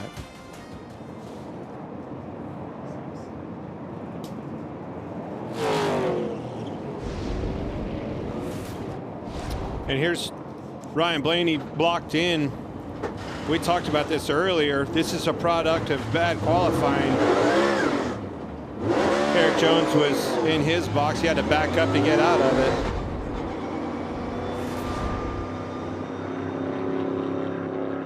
I don't know what to do different. Short pit boxes. I can't get around it, guys. I'm not being angled. So I don't know what to do there. Well, that's frustrating. Jones's stop was a legal stop with the right rear hanging outside the box, but it sure didn't give Blaney much room. Now 3 drivers took the wave around to get back on the lead lap. Chase Briscoe, Michael McDowell, and Cody Ware. So we will restart with 30 cars on the lead lap. And in this pit stop situation with Blaney, I mean, for Eric Jones, when Ryan Blaney's car is sitting there, they're already changing the tires, so you got to go around the tire changers, and you try to get as far into your box as you can, but you wind up with all that angle in it, so the car's angled, you're at the front of the box. There's not a good situation right there to help Ryan Blaney. All right, we're going to choose and restart with 1 lap to go in the stage.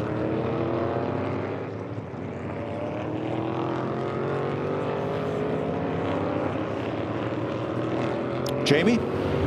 Just to update Brad Keselowski, it was basically him that made the call to stay out. He said, I'd rather stay out and go for these stage points. So they did, and he was asking where he was in comparison to everyone else. They said, you're leading. Let's go out and make the most of it. Get this third stage win of the season. He and his teammate Ryan Preece will share the front row. Preece was 16th when the caution came out, and now he's in second place and in position to be one of the 10 cars that will get stage points after just one lap. Hold on, hold your breath. I'm holding my breath because they are going to be in the way. I was going to say, they're the ones holding their breath. You want me to do what? Elliott and Hamlin behind them, and then Tyler Reddick up there into the top 5 for, I believe, the first time today. God, I hated these situations, Clint, when they would leave me out on old tires like this. I'm like, all right, go get us some points, guys. Puts a lot of pressure on you. Chris Buescher will restart from the third row. That puts all 3 RFK cars right up toward the front. It's going to be green and then green checker. Here we go. Great jump by Brad, though. Yeah, and that's what you want to do when you... Great jump for good start for both of them, really. Oh my gosh, you see the 60 car up the hill, but you see the difference in speed. It's only one lap, though. Yeah, luckily they only have to go one lap. They're only going to lose a couple spots. Elliott sends it into turn 3. Reddick on the bottom. Oh, Hamlin coming. Here they all come for the stage win. Give it to Chase Elliott. Reddick, Keselowski holds on for 3rd, and I believe Preece for 5th. First stage win of the season for Elliott, and for RFK Racing, mission accomplished. I guess. Chase Elliott, stage 2 winner.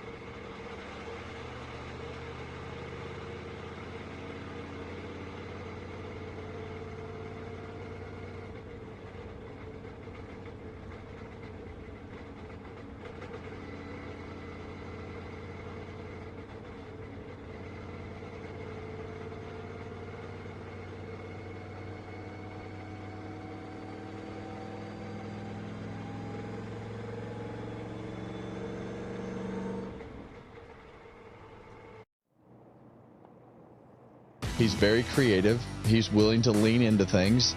He had probably one of the best victory celebrations that I've ever seen. Yep. That's the great part about what he does is he is willing to take that criticism head on and the fans absolutely loved the celebration afterwards. And I think that with our fans, it is a very popular way.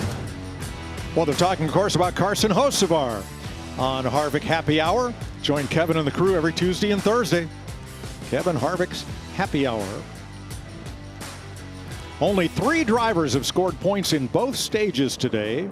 Chase Elliott, Denny Hamlin, and Carson Hocevar. Well, we got a few takers here on pit road. Jamie? Yep, Brad Keselowski, they tried to mix up the strategy, but it was a net neutral. They had stayed out from third, ended up third here. Happy they did get those stage points. Air pressure adjustment all around just to try to help the grip. 4 tires here. And fuel, Regan.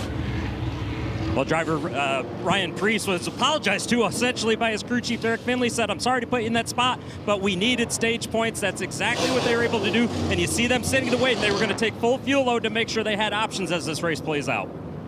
All right, Chase Briscoe is in. So is Cody Ware, filling up with Sunoco race fuel with Poet's zero carbon bioethanol. As we get ready for stage 3, which will take us to lap 267, 400 miles.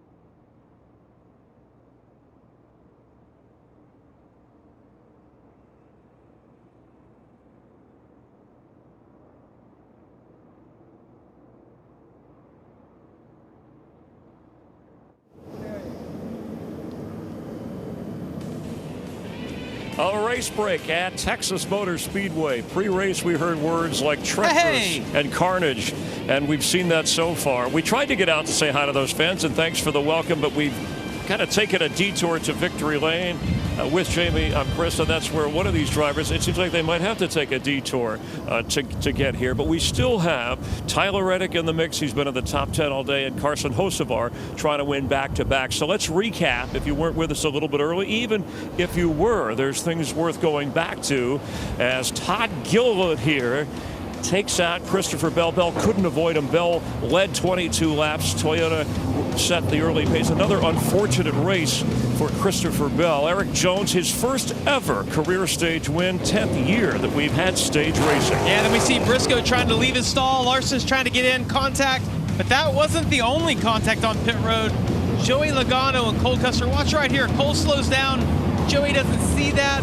Huge impact. The end of Logano's day. Yeah, last year they had the most cautions of any mile-and-a-half race, and it seems like we're on our way to that. Ryan Preece here dumping Ty Gibbs, one of those first-time winners. At least we'll just say getting into the way of things. And Kyle Larson having some problems. We've had single-car spins. We even saw that in practice yesterday. Chase Elliott for Hendrick Motorsports, while Larson is having a tough time, he takes stage 2. Carson Hocevar, by the way, has been as far back as 22nd. He has led 35 laps, and Tyler Reddick has been impressive. That's the story we'll be watching closely with you. Let's head back to the booth. Thanks, Chris. Sorry, we're eating frozen custard. We'll be with you in a second. Larry, tell me about Chase's pit stops today. Yeah, he has made 4 trips to pit road, 3 for 4 tires. All of them have been under 9 seconds. They came in here ranked 2nd of the top 36 teams. That 9 pit crew getting it done all year long, but especially today. Well, that's one good reason why he is the leader. He will restart with Tyler Reddick, the point leader. And big winner so far this season, Chevy Toyota on the front row as they approach the Echo Park Automotive restart zone for stage 3. And where he is the new closer, talking about Reddick. They just keep themselves in the game. Yep. And today is another classic example of the 45 just working on their car, trying to make their stuff better. See him battling Chase Elliott for the lead right now.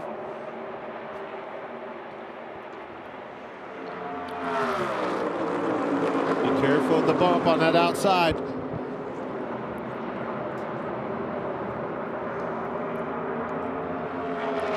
As they came down that backstretch, Hocevar was mirror driving Bowman all the way down to the inside of the racetrack to hold on to 7th place. 9th, Byron Stenhouse side by side. And that strategy for Stenhouse worked out pretty good. He's been able to get stage points in both of these stages. William Byron, we saw him sideways through the grass earlier, now sitting in 9th spot. Another nice recovery. But I don't think any compares to what Daniel Suarez has done today.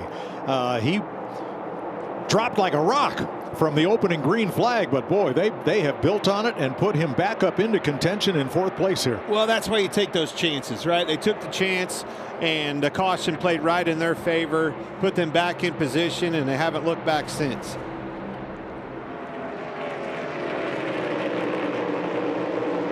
I mean, look at that. 2nd, 17th, 20th, 5th, 4th.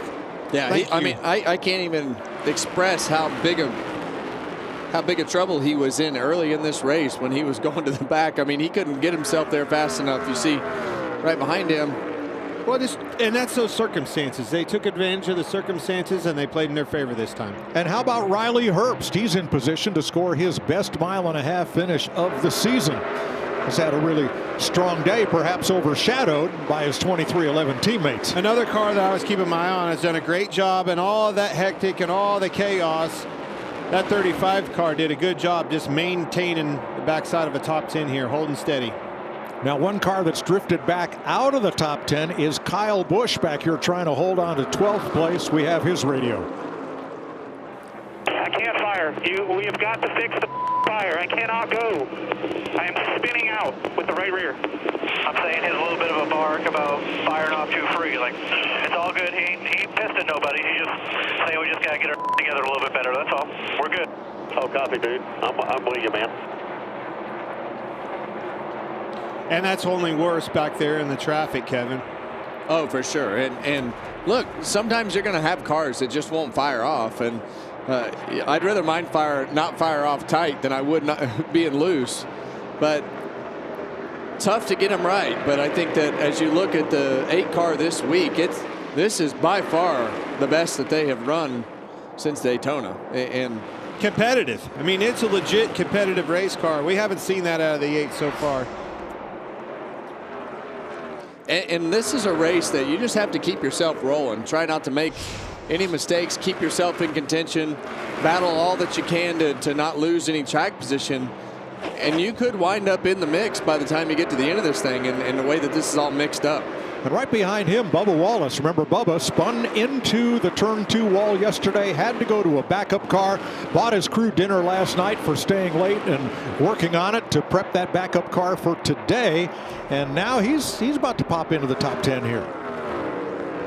Yeah, and all those cars, those 2311 cars, have been fast today. You talk about Riley Herbst up there in 7th spot, Bubba Wallace back there in 13th from the back of the pack. Watch Corey Heim lead a ton of laps in the middle part of this race. So definitely an interesting day for a 2311. Bubba Wallace's stop on lap 70 is the fastest timed 4-tire stop ever. Jamie. I believe Alex Bowman has some motivation on his side, some momentum, all those things working in the right direction. Got a 3rd place finish last week, his first of the year. Remember, he missed a month for vertigo, but so far today he's had a vibration that's come and gone, but the car has been good. It's been fast. I talked to his crew chief, Blake Harris, and he said this is just the 2nd time we've run this package on a 1.5 miles with Alex, so there were a lot of unknowns going into it, but so far so good as he runs 6th right now. Just a minute ago, we were talking about Kyle Busch struggling with fire-off speed. The other side of that is the 9 car, your leader, Chase Elliott. That car really fires off strong because of that clean air. It was working loose throughout the race for him, and I think you're going to see that again in this run. But the advantage of that clean air for Chase Elliott is so important. 3 of the Hendrick Chevys in the top 10 right now with Kyle Larson in the garage. So 3 out of 4. Yeah, and as we have 85 laps to go, 84 laps to go right here. Any surprise that the top 3 in this race are also the top 3 in the NASCAR Cup standings coming into this race? No, it does not surprise me. Now, if you had asked me that an hour ago, Mike, I'd have told you you're crazy, because Tyler Reddick was really nowhere to be found. 84 laps to go in Texas. Chase Elliott out front.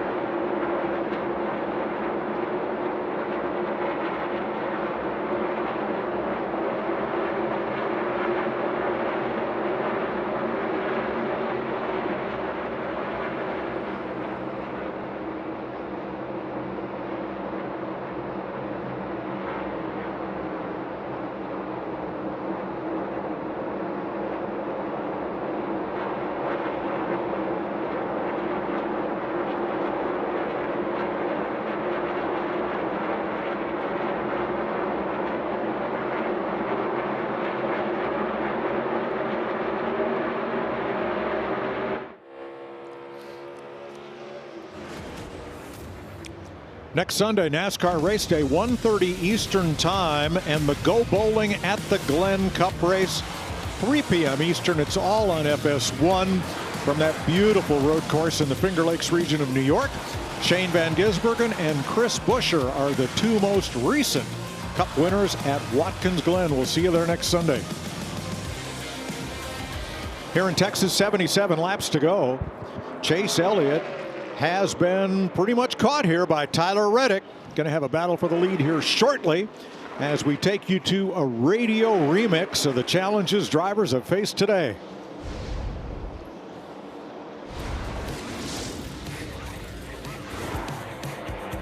It's just loose up top. Like, I want to rip that outside, drive the hell out of it, but it just doesn't have the right rear to fire up there that it needs. So I'm struggling. Felt like we have definitely started the race super loose. I have zero confidence with the back, so I'm just on top of the racetrack, and I feel like I don't have the grip. Sorry. Oh my God. Just so loose and so rough. So obviously threw me in a bad aero spot, and I just went out, so I'm sorry. That's been by Todd Gilliland. Is what took Christopher Bell, who was then the leader, out of the race. That was the first of 6 caution flags we've had today, with now 75 to go. Didn't hear many guys saying, man, it feels great out here, did you? No. And that's just the nature of this racetrack. It's so fast, so bumpy, and it's just, you're on the edge all the time in order to get everything out of the car. So long day for drivers. This race is played out. You've had track position and not at times too. I mean, it's been all over the place. It's a moving target as far as hitting the balance on your race car and the track position game. Well, and now it's going to start getting the shadows into turn 1. Once those shadows start creeping over the racetrack, that's when, see them right there on the entry to the corner. The rest of these shadows right here will start working themselves down the racetrack, and that's when the track starts going through another change and another step as that track temp starts to go down on one end of the track. Still 31 cars on the lead lap as you ride with 4th place Chris Buescher. And Elliott has now opened up 0.8 of a second. Tyler Reddick caught him and then drifted back a bit from the race leader. With 72 to go, Regan. Well, Mike, you see the 1 car, Ross Chastain, having a nice day, running in the 9th position right now.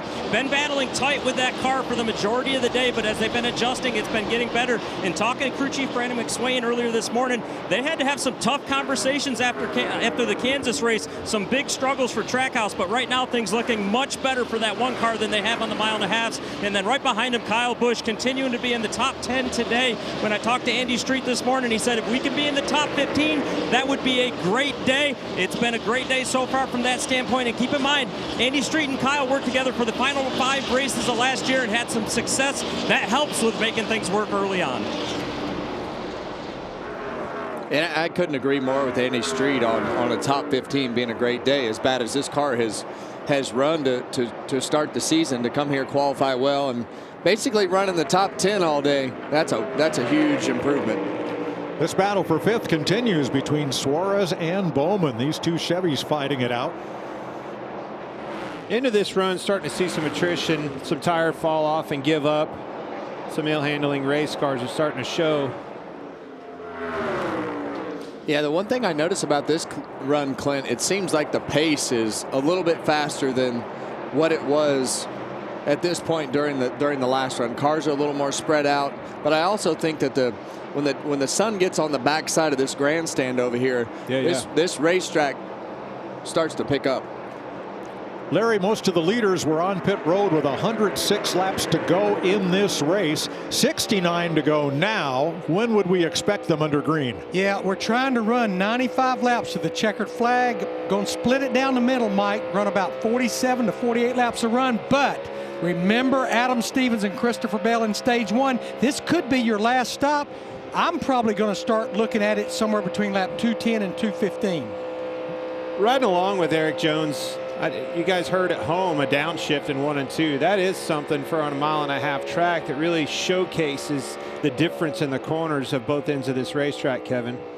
And at this point in the run, for sure, that time he did not downshift, but you have a lot of He had his hands full right there, in and out of the gas. So Eric Jones having to chase that car. But you've got options in turns 1 and 2. You can downshift if your car is tight, or if you just need the speed if the pace gets too slow. So definitely a couple choices of downshifting or not down there. We've had 4 of 6 caution flags coming for what started as single car spins, but it seems like most of the big action today has been on pit road. And we've got at least one more pit stop to go.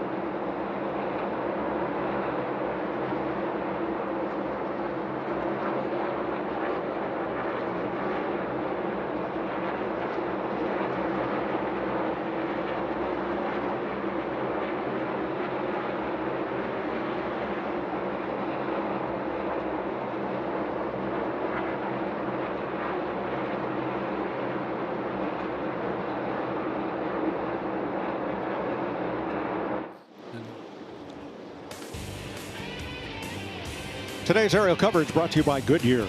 Tried, tested, proven legendary. 61 laps to go. Chase Elliott now 1.4 seconds ahead of Tyler Reddick. Denny Hamlin in 3rd. Chris Buescher in 4th. Daniel Suarez 5th. Bowman and Herbst in 6th and 7th.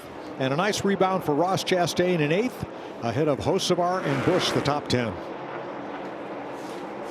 Yeah, Ross Chastain, he's kind of in that same category that Kyle Busch was. They needed something good to happen as the weekend went on. So solid run, 8th place right now for Ross and that #1 Kubota team. Micah McDowell on pit road among the lead lap cars. He's not the only one. You can add Suarez right there to that list. Bowman, Herbst. Yep.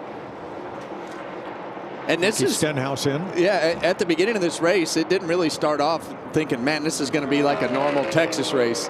And then the grenade went off and blew everything up. And you know, this car right here, Chase Elliott has been fast, as you see. Kyle Busch, I think, going past passing cars, huh? Yes, Carson 9th place. Hocevar. Oh, whoa! And you see Carson right there, very aware of that car inside of him. That thing got loose, and you saw him go up the racetrack. Aborted. Good awareness from Carson inside that car. And that'll bring William Byron, the 11th place car, right to him. Whoa, that right there is a great picture of what an aero-tight situation is. He drove to the bumper of that car and picked up a massive push, had to lift out of the gas. Just dumps all the downforce, all the air out from your race car. And what happens right there when it goes through those choppy bumps on the other end of the racetrack in 3 and 4? Pit, pit, pit. Here we go. But you'll hit those bumps and that car will take off, as we're going to watch William Byron get on the pit road right here. Good way, Bart. Second gear.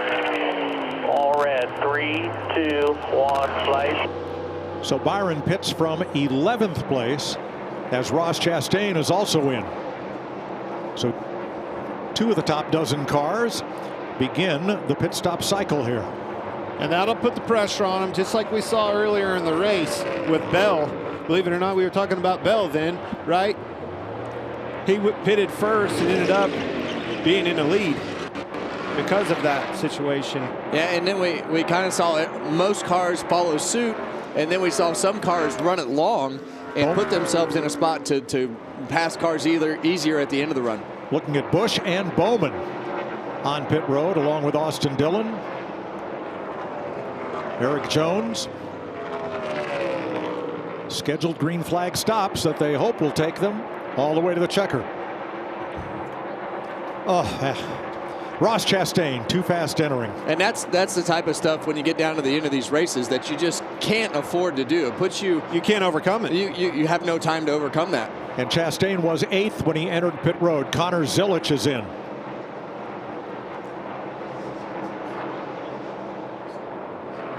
And right with him, Ryan Preece.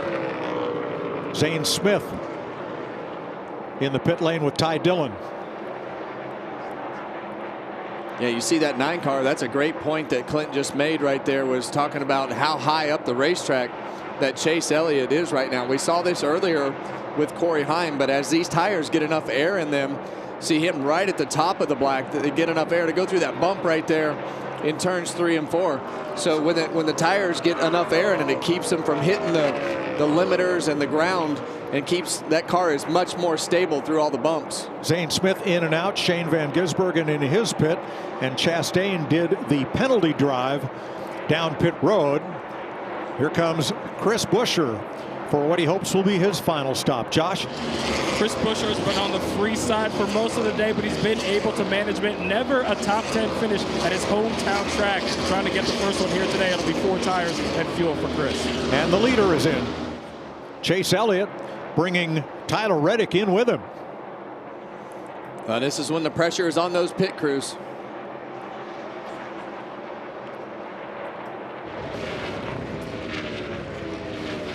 Regan? Well, Mike, halfway down the back stretch, Alan Gustafson's at pit this time if you can. Chase telling him that the car is the best it's been all day this run. He's been able to manage that right rear very nicely. Josh? Tyler Reddick in that 45 has been losing all his time on entry. Said I need to be just a tick tighter. It'll be 4 tires of fuel for the 45. All right, Denny Hamlin gives up the lead to come to pit road. Noah Greg there.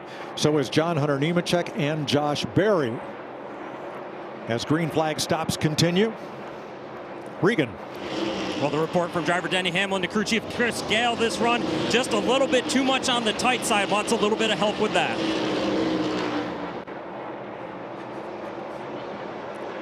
So that will leave 8 cars on the lead lap who have not yet made this green flag stop, as you see on the pylon. Yeah, you see Riley Herbst right there. Looked a little bit slow coming to pit road. Not quite as aggressive coming around that corner. Herbst gives up 2nd place to pit. Jamie? Well, Kevin, they had just warned him, do not speed during these green flag stops. Remember, this is just his 2nd career start in Cup here at Texas. He hasn't said a whole lot. Pretty happy with that race car. Air pressure adjustment, weight on the fuel. Good stop by the guys. And Jamie, I like what you said right there. That rookie driver, be patient, be under control. Do not get too much and get caught speeding coming onto this pit road and beat ourselves, take ourselves out of this good run that we've got going. Bubba Wallace in and out. A.J. Allmendinger in the pit lane. So now 5 cars have not yet made this stop. Hocevar, Blaney, Heim, Keselowski, and Briscoe. And that's exactly the strategy that we saw earlier in the race. You either want to be on the front side of it or wait and have yourself an advantage so that you can get by the cars that you need to pass later in the run with fresher tires.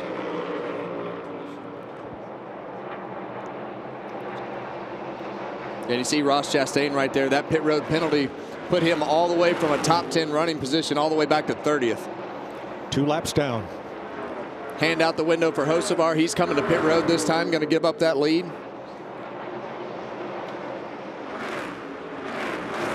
So Carson Hocevar will come down to Luke Lambert. No, they called him off. Yeah, he waved, kept going. I don't know if they saw something on the track or something changed their minds there.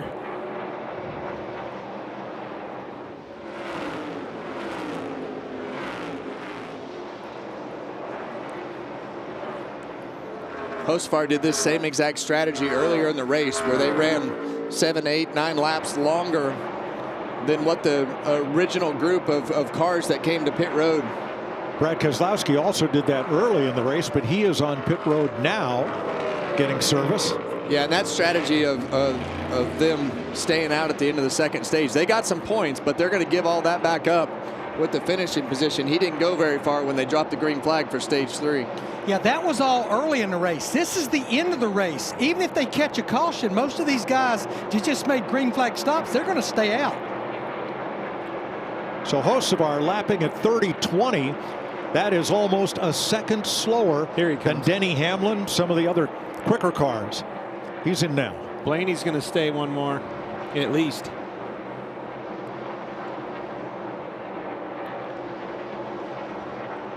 And right now there's 13 cars on the lead lap, so it would be detrimental to those guys if the caution came out right now, which is kind of what they're hoping for. Sometimes you get yourself where Blaney has run 13th, 14th, 15th, and all the trouble that you've had. But I think that is that's exactly why they're doing this strategy with only 13 cars in the lead lap. It is a little bit different scenario than it was earlier in the race. So that will leave Ryan Blaney, Corey Heim, and Chase Briscoe. Fuel-wise, they can go another 15 or 20 laps. And we've seen chaos happen at the end of this race. Looks like he's got his hand out the window. He's just going to let him to the inside. Yeah, I think he's just pointing him by. And that's the difference in the fresher tires. And I think those guys like Hocevar that pitted late like that, they're hoping that with everything spread out, they don't lose as much track position as they would under caution, you know, having trouble on a pit stop or something. Now, if you give up 1 or 2 spots more by staying out those few laps, now you have fresher tires, and you can try to take advantage of those as everybody wears their stuff out. But these 3 leaders are losing 6 or 7 tenths of a second every lap to the cars that have stopped and taken on tires. The 13 cars in the lead lap is what's allowing them, or they're hoping for a miracle. That's exactly right. That's right. We've seen the 12's day that they've had. They've been all over the place. Give luck a little bit of a chance to operate.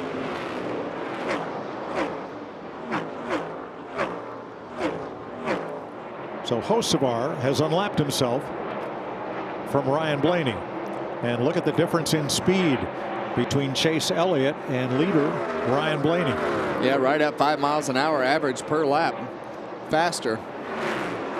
And when you look at Blaney, I mean, they're hoping for that strategy. Second place, Corey Heim. He has absolutely nothing to lose. He is here to learn, and if they're in the conversation of having a chance to win the race because the caution falls, see Blaney swerving right there to come to pit road to let the guys know behind him to go up the racetrack and not run him over. So Ryan Blaney will surrender the lead to pit with 40 laps to go.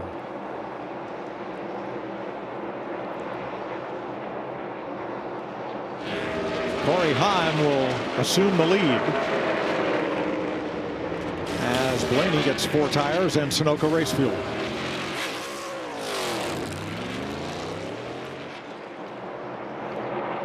So we're right back where we were a couple of green flag runs ago, with Corey Heim leading this race and running long because he can. And I think I would run it until it was going to run out of gas. Look, just roll the dice and see if you can get yourself into that position. He's got a car that is fast enough to be able to compete up there if they ever get the track position swing to work out their way.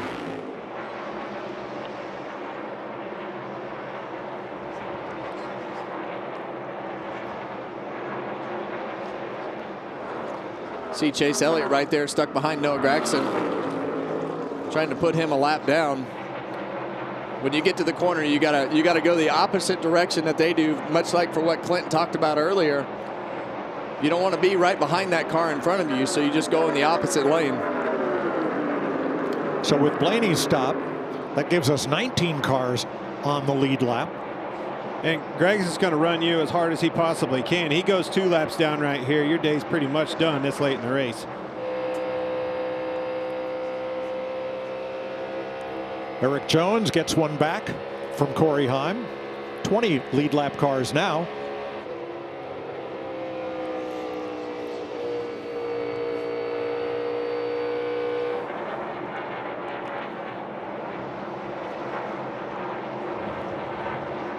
Reddick and Hamlin 4th and 5th right now. When the 2 leaders pit, that'll cycle through to be 2nd and 3rd.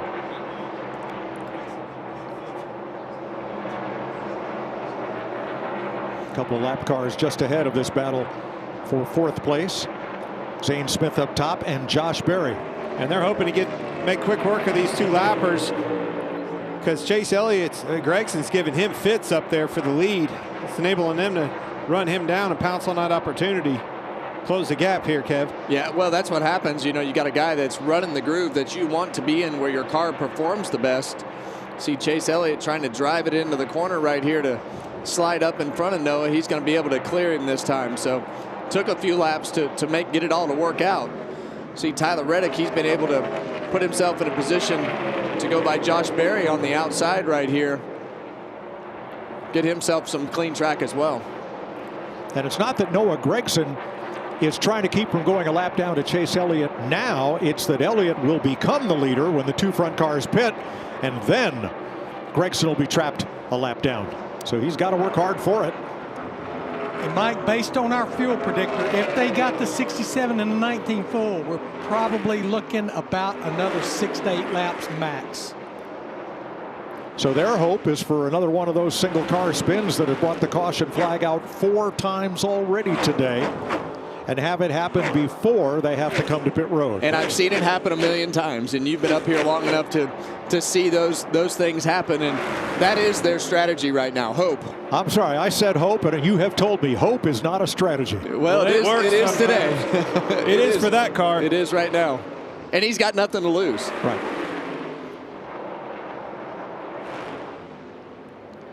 Picking his way through race traffic. And that is really what his objective is just pick a line, try to let those guys get by you in the cleanest way possible so it doesn't cost you any more time than you're already giving up with the old tires compared to everybody who's on the racetrack. Well, Chase Elliott is going to appear in Corey Heim's rearview mirror pretty soon here. Yeah, Briscoe's going to get him first in the rearview mirror.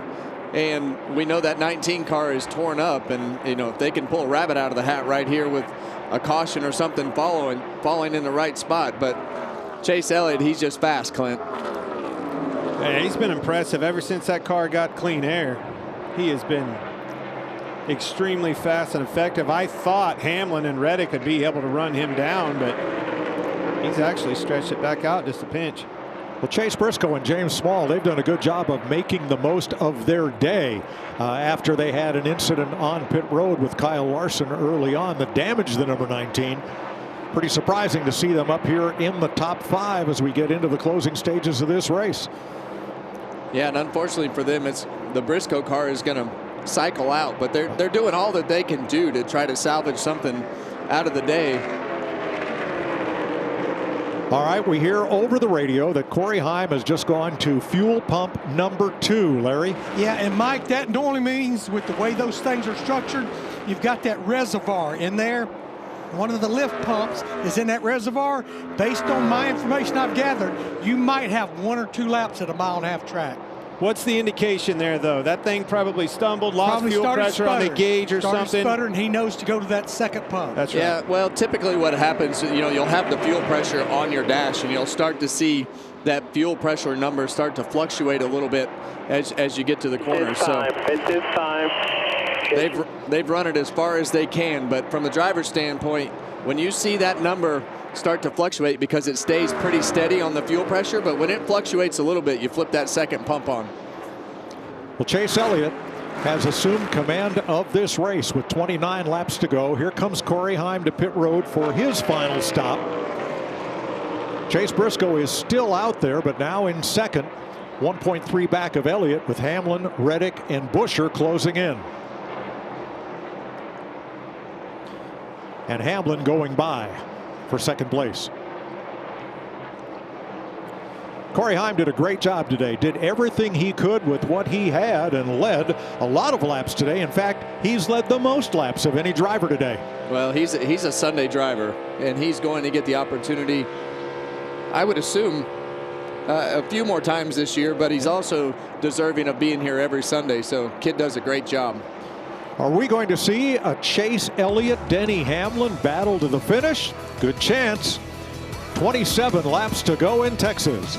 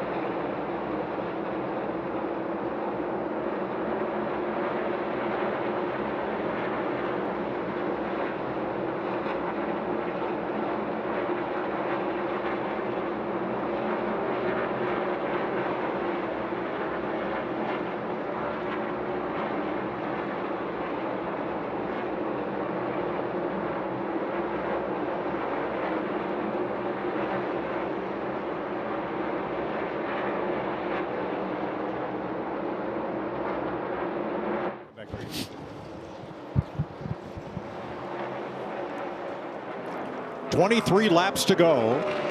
Chase Elliott in command, and the fourth Hendrick car, Kyle Larson, which has been in the garage most of the day, returns to the track 86 laps down.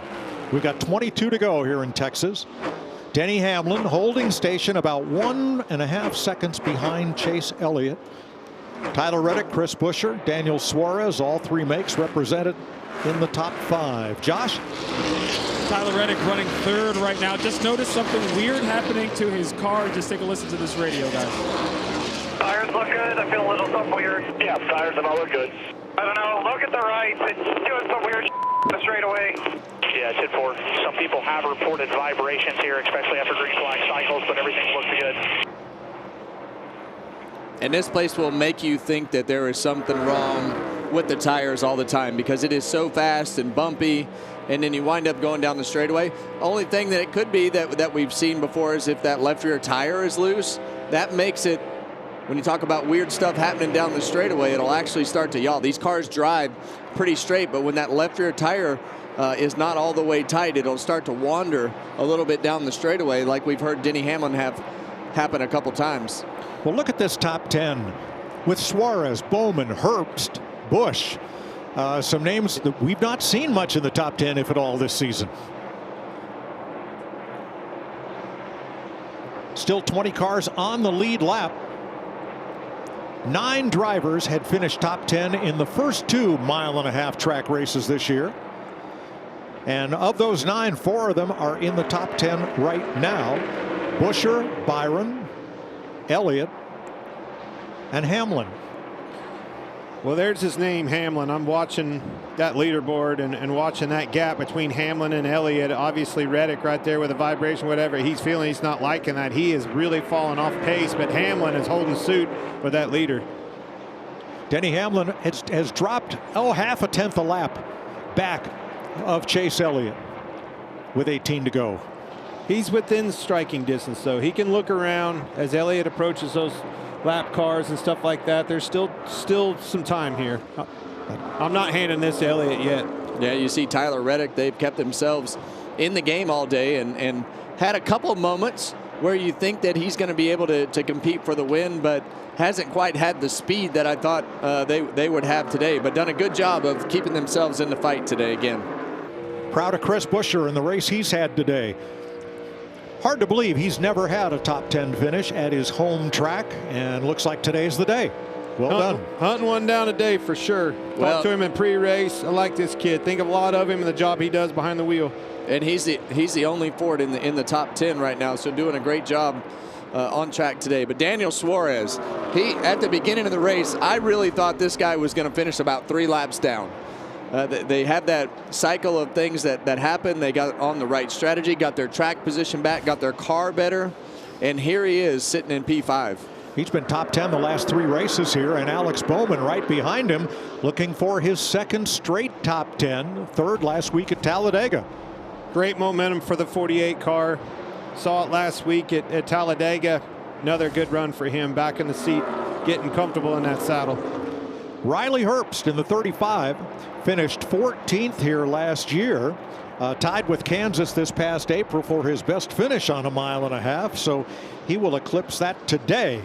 Josh? Well, for Carson Hocevar for the 2nd year in a row, the pole here at Texas started out the race hot, but that car just too tight throughout the course of this race for him to be able to run the 2nd lane like he wanted.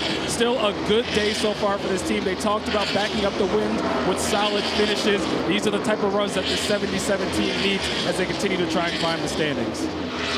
Well, great birthday present for Kyle Busch. He turned 41 yesterday, and he's running in 9th. They had a goal of top 15, and he's going to be back-to-back top 10s for the first time since last summer if he's able to hold on to this 9th place here. Yeah, great improvement for this 8 team. They made some bold moves this week, changing the crew chief and all the things that they had happen over the week. And now the hardest thing for me to believe is not Kyle Busch sitting here running 9th after the season he's had. It's the fact that you just told me that he had 41 birthdays. That makes me feel really old. Okay. William Byron spun to bring out the caution at lap 93, a single car spin. Nice recovery. Nice rebound. And, you know, I think in practice yesterday, it's the first time in several weeks that we've seen William Byron have speed. That, as you know, Clint, that's the thing that is the first sign that we're headed in the right direction. When you can have speed in that race car, and today they spun out and are able to work themselves back up, so overcome that adversity as well, says a lot about where the team is. All right, let's go back to the lead where Chase Elliott now has Denny Hamlin cutting that margin down to under 1 second. Why? Yeah, because Keselowski has given Chase Elliott fits trying to get around him and put him another lap down. Spinner, turn 4. Oh, man. Corey Heim and caution waves with 11 laps to go. Well, this changes everything.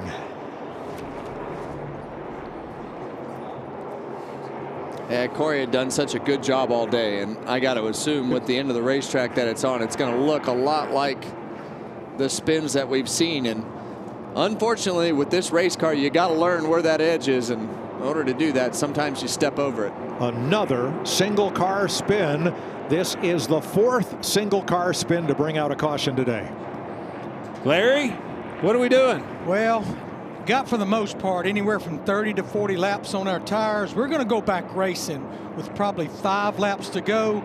We have 20 cars on the lead lap. I cannot for the life of me imagine those right at the front pitting, but if you're back in the pack, come get 4 tires, try to make something happen. Don't rule out an overtime finish. We have had one the last 2 years here. Now, it's probably worth noting that on the pit stop, Corey Heim took only right side tires. Those lefts have been on there for quite a while. Well, that's going to happen.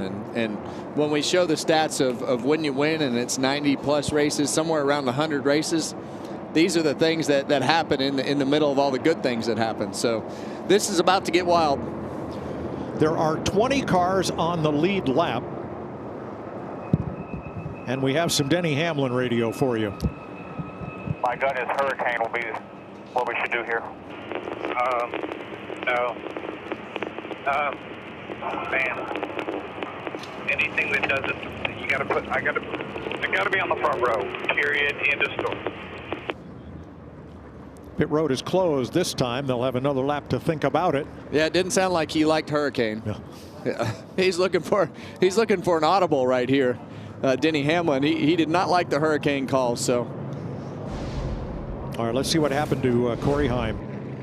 Yeah, and that car's sideways before it even gets into the frame right there. So can't really blame that one on the bump in the racetrack. He was way before that bump in the racetrack. So it looks like he probably just got loose as he got down at the end of the first third of the corner. From Josh Berry. Yeah, that just got out from underneath him right there.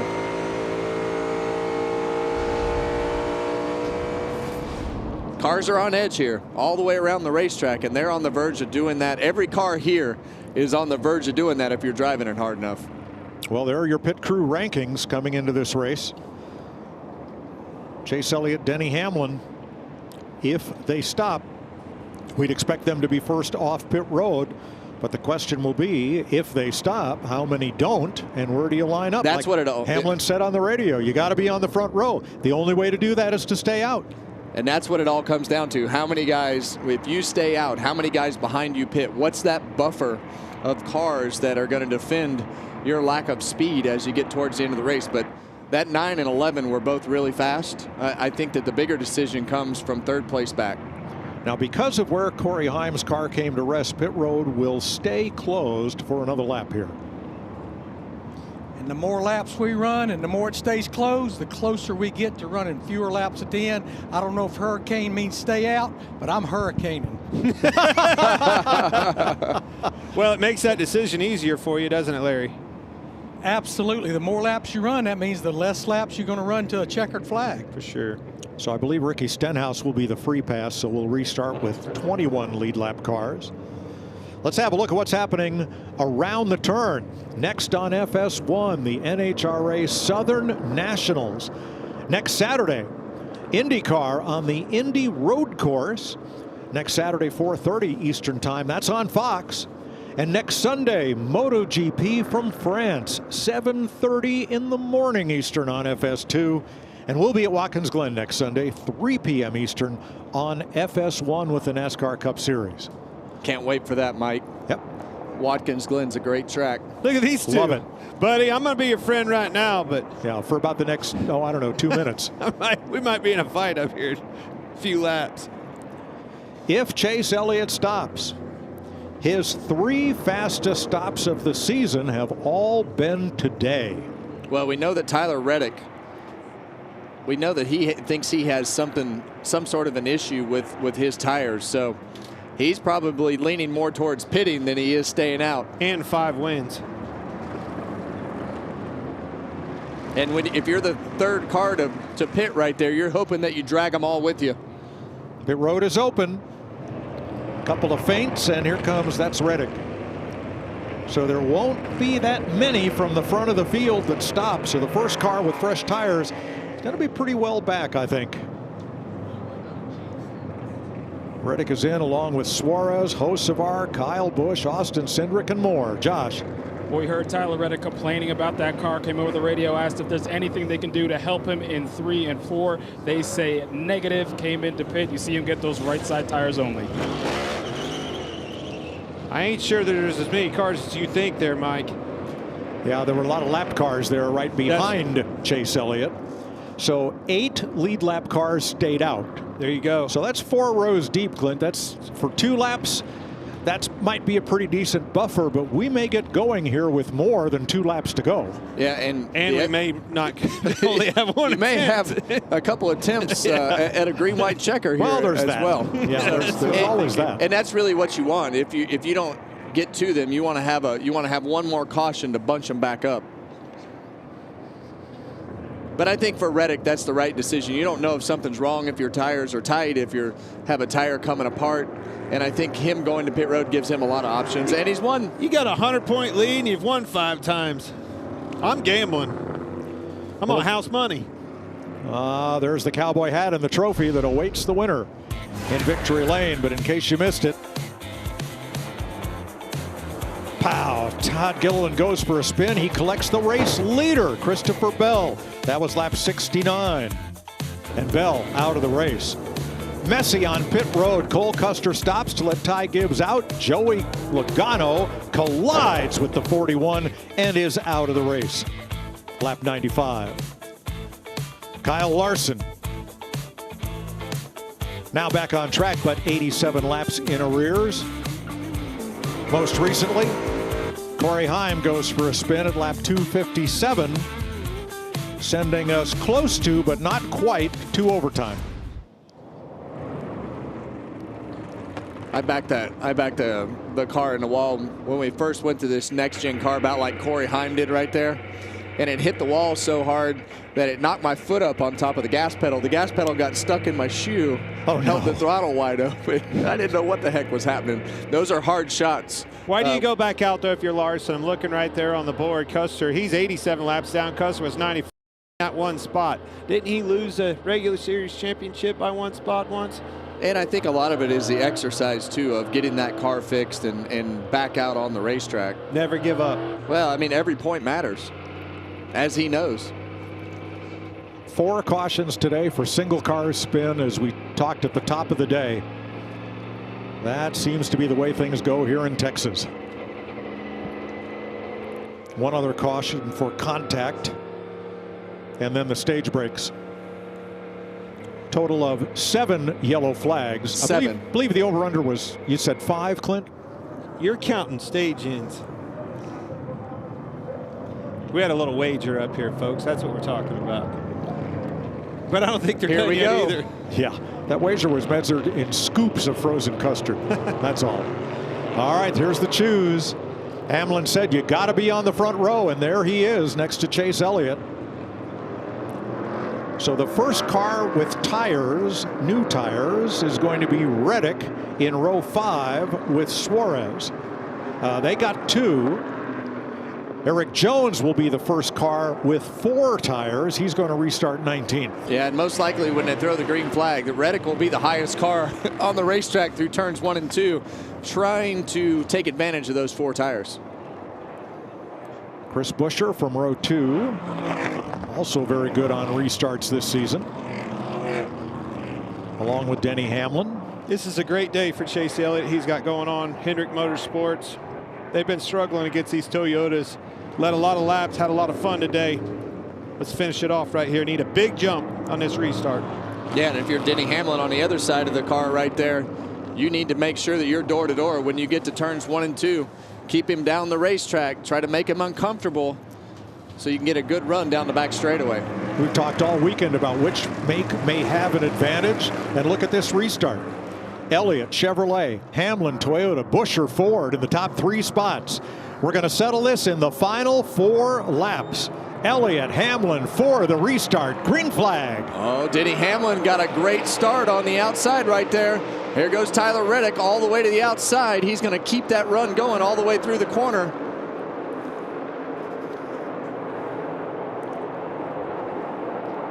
Elliott's going to clear Hamlin. Look at this back in the back.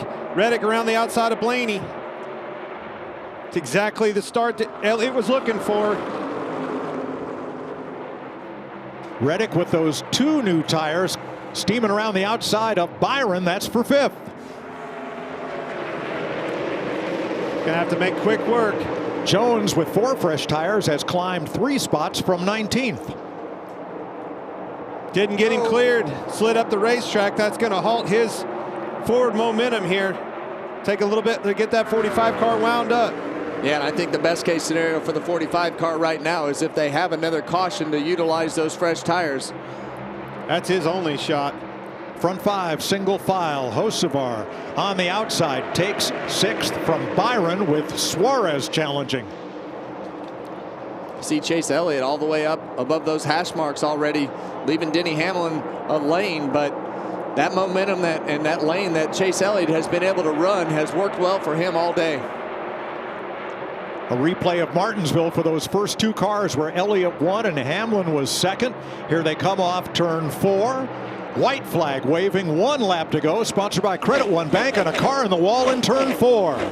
Did the leader get the white before the caution? He did. No caution yet. No caution yet. He's down off the racetrack. Goes to the apron and to pit road. We're still racing. He's going to get it back, so we will finish under green here. Chase Elliott into 3, around 4. Wrapping the bottom of the racetrack. The car that spun was John Hunter Nemechek. He's okay. And Chase Elliott scores the win for Rick Hendrick and Chevrolet. Let's go, baby. Great job, guys. Good call there, Alan. Good job, team. Appreciate all the hard work there, man. It's really cool. Thanks everybody back at home, too. 23rd career win for the second-generation star, and he becomes the second driver this season to win multiple races behind Tyler Reddick. Great restart, took care of business. Denny did all he could do on that outside. Chase Elliott, those restarts were amazing. Got through 1 and 2 perfect. Drove off into sunset. Big win for Hendrick Motorsports. And we talked about, you see John Hunter's car all torn up right there. We talked about the Chevrolets and Hendrick Motorsports. When would they make these cars better? Well, guess what? That 9 car was fast all day. Even when those Toyotas were running, he was right there with them. And the dangerous part about the 9 team of Chase Elliott and Alan Gustafson is the fact that they know how to grind as well, right? They know how to keep themselves in the races. Their pit crew is amazing. Yep. On pit road. Fast pit stops, consistent pit stops, and been around this deal for a long time, and today they just made it happen from start to finish. Chase led 5 times today for a total of 87 laps, the most of any driver. Denny Hamlin, who finished second, led 21 laps. And Hendrick gets 2 in the top 3 with Alex Bowman crossing the line third. And Spire Motorsports, once again, top 10s of 2 cars, Suarez and Hocevar right behind him.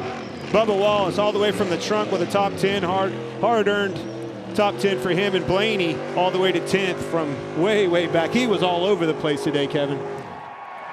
Riley Herbst, Eric Jones finished in the top dozen. All RFK cars in the top 15. A lot to celebrate. Chase Elliott, 23 career victories and 2 already in this young season. Texas becomes his 8th track with multiple Cup wins.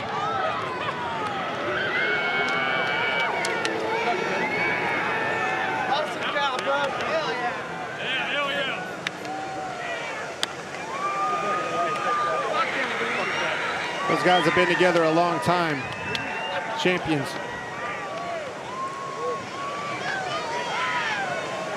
Alan Gustafson's team congratulating Chase. Well done.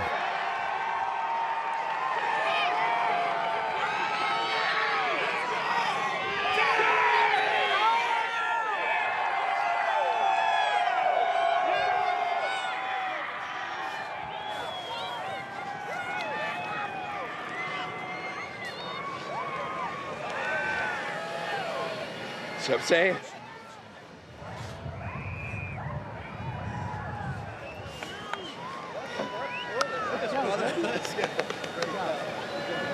There's a happy crew chief.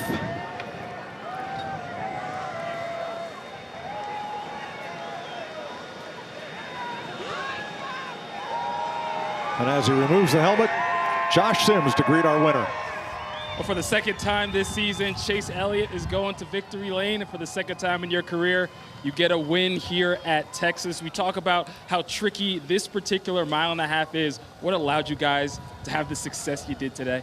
Man, I think, first off, thanks everybody for coming out. You guys, awesome, great crowd as always. I have not been a huge fan of this place, and I've made that very obvious, but you know, to continue to work hard, and I really think, you know, this is a testament to the whole 9 team, but not just the 9 team, but also everybody at Hendrick Motorsports, because, you know, we've not been where we wanted to be throughout portions of this season, and man, everybody's just been digging in really hard, from the engine shop at Hendrick Motorsports to, you know, all the setup shops, to everybody at Team Chevy. You know, appreciate our partners with Napa and Prime on the car this week. Really cool to have them back, and obviously they're coming to show our races here in a few weeks at Charlotte. So yeah, man, just crazy. To say as much as we struggled out here, to have won 2 races here now in the last few years is pretty wild. So just super grateful for all the people that helped make this possible, and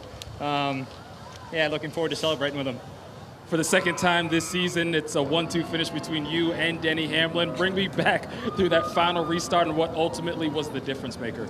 Yeah, I wasn't really sure whether to go top or bottom, and the bottom had been winning out on a lot of the restarts. I just felt like, man, if I didn't get clear off of 2, I was going to be in a lot of trouble. So fortunately, Alex gave me a great push. Was able to execute turns 1 and 2, get clear, and then just kind of manage the last few laps. So it worked out really good. But man, it was really cool to get a win as early as we did at Martinsville. Now to have 2, this early in the year is really special. And I think just again a testament to our team. We have a great group, and those things don't last forever. And I think for us, we just have to make the most of a great opportunity. Have a great race team, great people back at home.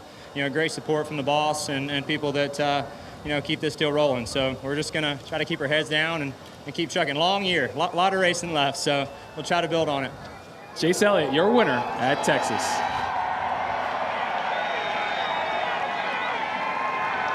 Well, Denny Hamlin comes home in second place today, just a little short of getting that 4th Texas win, Denny. Looked like he had a great restart there, almost able to hang on his quarter panel off at turn 2. How close was that to keep into his outside? I mean, it was really close for sure, but no, it was, props to the 9 team and really 45, that last 3rd stage. They had some really good speed, and I thought it was going to be so close if it went green.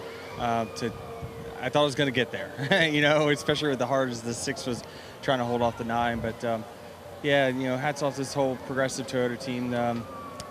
Did good. We just I didn't have great restarts all day, and then you get set behind a little bit, and it's just those little fine small details. And yeah, I thought I got a good restart there at the end, side by side.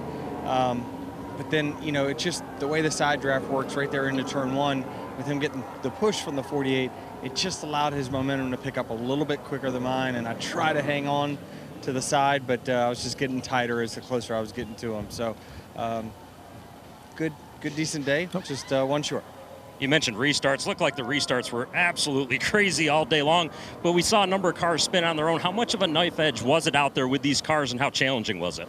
Yeah, it's this track, right? You have to make some decisions with your setup, with that big bump over in turns 3 and 4, and sometimes if you just get going too aggressively over there and your car's a little free, it just doesn't take much to spin them out, as we've seen, and it's year after year. We've seen a handful of cars do that. We just we get close to doing it. I think everyone in the field at some point, but just yeah, we had another great Toyota Camry, just not quite good enough. All right, thanks, Denny. We're going to look at a couple of replays, including the restart and John Hunter Nemechek's problem, which was not a single car spin. Here's the restart. Yeah, I really thought that Denny Hamlin was in good shape right here when he launched. Had about a half a car at the start-finish line, but as you're going to see and heard Denny just say right there in his interview, he just wasn't able to stay on the quarter panel of the 9 car of Chase Elliott, and off he went. Yeah, it was as simple as that, but watch this. What happened to Nemechek? Okay. Well, he and Kyle Busch got together. Yeah, Kyle turns into the door of him really hard, but it's not over yet. Check this out. Not happy. Yeah, I don't know what happened earlier in there, but everything that we saw right there, it looked like Kyle just turned over the front of the 42 car right here. Not clear. And then he just wrecks him. Well, frustration. Ran in the top 10 all day, had good things going on. Ends up 20th with that 8 car in Busch, but kind of par for the course. And Nemechek comes down off the racetrack, so we're able to race back to the checkered flag with Chase Elliott picking up his 2nd win of the season for the earliest in any season that Elliott has won twice. Let's get out to Chris Myers in victory lane. Hey, thanks, Mike. With Jamie McMurray and Alan Gustafson, crew chief, and Chad Knaus is running by, and they're going to bring the car in just a moment. First, congratulations on the second win for you and your driver. Did you think, we were discussing, that caution was going to fly at that moment? Yeah, on the white flag lap you're talking about. I don't know. I think NASCAR's theory on that is just ultimately let us go until it's put somebody's health in jeopardy. So I think in that situation, I don't know if he was rolling or not, but ultimately we've kind of been through every situation, and I think ultimately just got to race until the checker flies. How hard was it, the pit decision at the end, to stay out on tires? Yeah, it's really hard. I mean, that's one of the toughest things to do, right? You've got a great car, you lead a lot of the race. You're leading at the time the caution comes out, and then the guys behind you have every opportunity. It's like, I don't know, playing cards and laying your hand down. Right? Like everybody knows what you're going to do. So we just knew we had a good car and needed the front row, and statistically it was the thing to do. I got my guys back at the shop, Luke Mitchell, Ethan, they're great, and they gave me a lot of information, so it worked out good. You started 14th, as far back as 31st, ended up leading the most laps. It wasn't until we led the most laps? So, 87. Yeah, that's a big accomplishment. That's huge. Yeah. And it was more than 200 laps into the 400-mile race, or 200 miles, I should say, before you took your first lead. So Kevin talked about, as Chad... I get to stay dry today. That's good. I'm so glad I'm not wet either. Chad Knaus is behind Chase Elliott there cheering him on. I know Jeff Gordon is. There's Jeff as well. I was going to say, though, and Kevin talked about you guys know how to grind out a race. Was it more like lurking and stalking? Because you said you had confidence in your car. Yeah, I think our car was really good. Everybody at HMS did a great job. The Prime Chevy was really good. And I just think we were just, all about clawing our way from that 14 starting space and getting the control of the race when it mattered, and it worked out to our advantage. I think when we got the two tires, we really got through the traffic on that restart, and then we got control and just everything was good to keep it. Thanks for coming over. We'll let you go celebrate. Great to see you guys. All right, thanks. Congratulations again. Let's go to Jamie Little with another Hendrick driver. Had a good day today. All right, well, it had been since last August when Alex Bowman had a top 10. Now you've had 2 top 3s in a row. We're making it a weekly thing. How good does this feel? You guys finally have some momentum maybe on your side. Yeah, it feels good. Honestly, just to be having solid days and finishing races after how the start of the season went. So super happy for this Ally 48 team. Everybody at Hendrick Motorsports happy for the 9 on the win. Hendrick Engine Shop did a great job. We got way better from where we unloaded, and definitely momentum headed in the right direction. So all in all, a good day for us. Big shout out to Reddick for cutting me a break on the last lap. That could have been bad, so appreciative to him. And just need to be a little bit better there, but we're definitely headed in the right direction. That's Alex Bowman. He brings it home 3rd today. Well, Tyler, we heard you come over the radio late in that race complaining about the car and what you needed to be able to make a run towards the front. Ultimately, what was the difference? Well, I mean, I don't know if I'd say complaining, just giving feedback on what I'm feeling. But, we were hoping that as it played out there on the restart behind the 9 that we'd have a little something left to be able to close the gap and maybe, be close enough to make the pass for the cycle or after. And unfortunately for us in our Rockstar Energy Camry, that didn't play out that way today. We were all very close with, the 9 and the 11, and just kind of spread out a little bit there. Was hoping I was going to have a little bit of speed late in the run to close, and didn't really happen for us. So all in all, it was like a solid day. It was nice to go for it there on the 2 tires. It just had a couple passes that took a little longer than they needed to, and that was the difference between. I don't know if we would have got back to the lead, but I think we played it perfectly. We could have got second, but all in all, it was a good day. Top 5 finish here at Texas for Tyler Reddick. Thanks very much. In Victory Lane, the celebration going on. We ran into, he's home from the pit box. Now here to join us, Jeff Gordon once again. Well, first, just describe this kind of victory and performance for Chase. You had a couple other drivers in the mix. You had a range of emotions today. We did. I mean, obviously, pit road was kind of crazy with some of the different strategies. The guys are doing 2 and 4, and so that certainly shook some things up. I mean, I've actually been in an incident where I was leading and got caught up with somebody else spinning, so I feel for Christopher Bell in that situation. But Chase Elliott, Alan Gustafson, everybody on this Prime Chevrolet, they just did an amazing job today. Execution, I mean, the pit stops were flawless, the strategy was flawless, and Chase, you even saw it on that last restart. He just drove the wheels off of it today, so very proud of that. What about Chevrolet in general? We feel like it's been all about Toyota on 1.5 mile tracks. To lead the most laps today at 1.5 mile, Chase was on it. You said the team was on it. You feel good where you're at right now? I don't want to say I feel great. I mean, obviously I feel great about today, but I feel like we still have some work to do.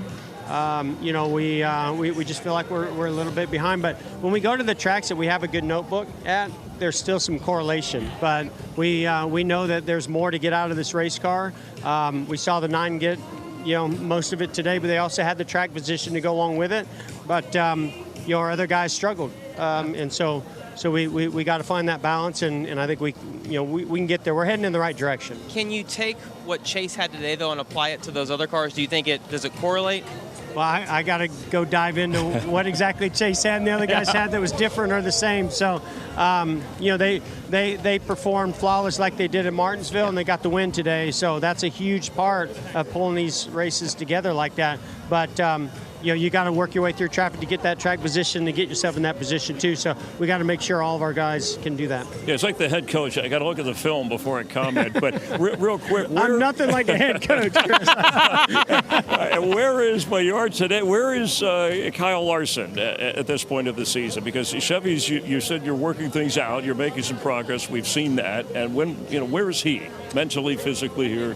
I never question where Kyle Larson's at mentally, you know, or physically. You know, obviously it hasn't been the season that they want it to be, but I actually felt like they were going to get there, and then they had the damage on pit road with that miscommunication in the 19 when he left. So that just, once you knock a tiny little hole in the body of the rocker panel, you know, the fender on these cars, the performance is done, and it's hard to recover from that. So, you know, it's hard to really judge it. They were not where they wanted to be, and he was pretty loose and needed some help, but I also feel like Cliff and he have been gaining on some things too, other than what we saw the way it ended today. Yeah, but a good day for Chase and Alex Bowman as well, and for Hendrick Motorsports. Great day for Alex Bowman. Yeah. You know, he's been through a lot. He's fought hard. That whole team deserves a back-to-back top 3, and we're, you know, we couldn't be more proud of them. All right, thanks for coming by. Thank you guys. Appreciate it. Always appreciate it. All right, let's check in with Jamie Little. Great day for Daniel Suarez. Brings it home 6th after starting on the front row. On paper, it looks like you were there all day, but you guys had to endure. Talk about just the full team effort it took to get back to 6th. That's right, Jimmy. I mean, honestly, the entire weekend it was a roller coaster for us. You know, the flat tire in practice, we damaged the car a little bit, and then, you know, we qualified very well, obviously, but then the start of the race, it was very bad. But listen, I couldn't be more proud of everyone at Spire Motorsports or Chevy number 7, Freeway Insurance. Wasn't pretty at first, but we got it right, and the car had plenty of potential, a lot of power under the hood, HMS power. So overall, you know, a good day for us, a few things to learn, to improve, but the potential is there. So I can thank enough everyone, all men and women, Spire Motorsports for fast race cars. Let's keep it rolling. All right, Daniel Suarez, 3rd top 10 finish of the season. Well, Chris Buescher comes home in the 5th place today. Chris, hadn't had a top 10 at your home track, much less a top 5. You checked both of those boxes today. It looked like a solid day for the 17. It was. That was really proud of everybody on this 5th, 3rd Ford Mustang Dark Horse to get a top 5 here, to finish where we've run here so much. We finally put it together and ended up here. And nonetheless on 5th, 3rd day. So pretty cool little tidbit, and proud of everybody. You know, they've put in a lot of work. Our 1.5 miles has been really strong. This is 3 now with top 10s, and we're close. You know, we're scratching at the door here, but you know, a little bit of work to do yet. But yeah, that feels good because it's been rough here through the years. So that was a solid day. Back-to-back top 5s for Chris Buescher.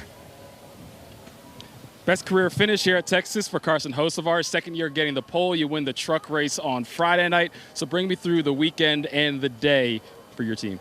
Yeah, it was fun. It was a good run for, you know, everybody at Spire, you know, between the 7, myself, and, you know, Spectrum, to get them a good run and finally a good finish. So yeah, it was great for us, honestly. We led a lot of laps, ran up front, finished second in stage 1, put ourselves at a good spot to start stage 2, and then got that caution, and then just put us, behind the 8 ball, had to restart in the 20s, and we made an adjustment, and we probably shouldn't have, because, the adjustment would have been perfectly no adjustment if the 20 cars were just in front of me. That made the adjustment alone.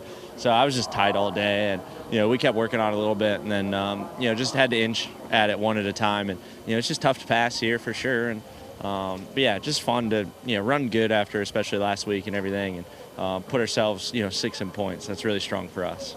7th place finish for Carson Hocevar here at Texas, Myers.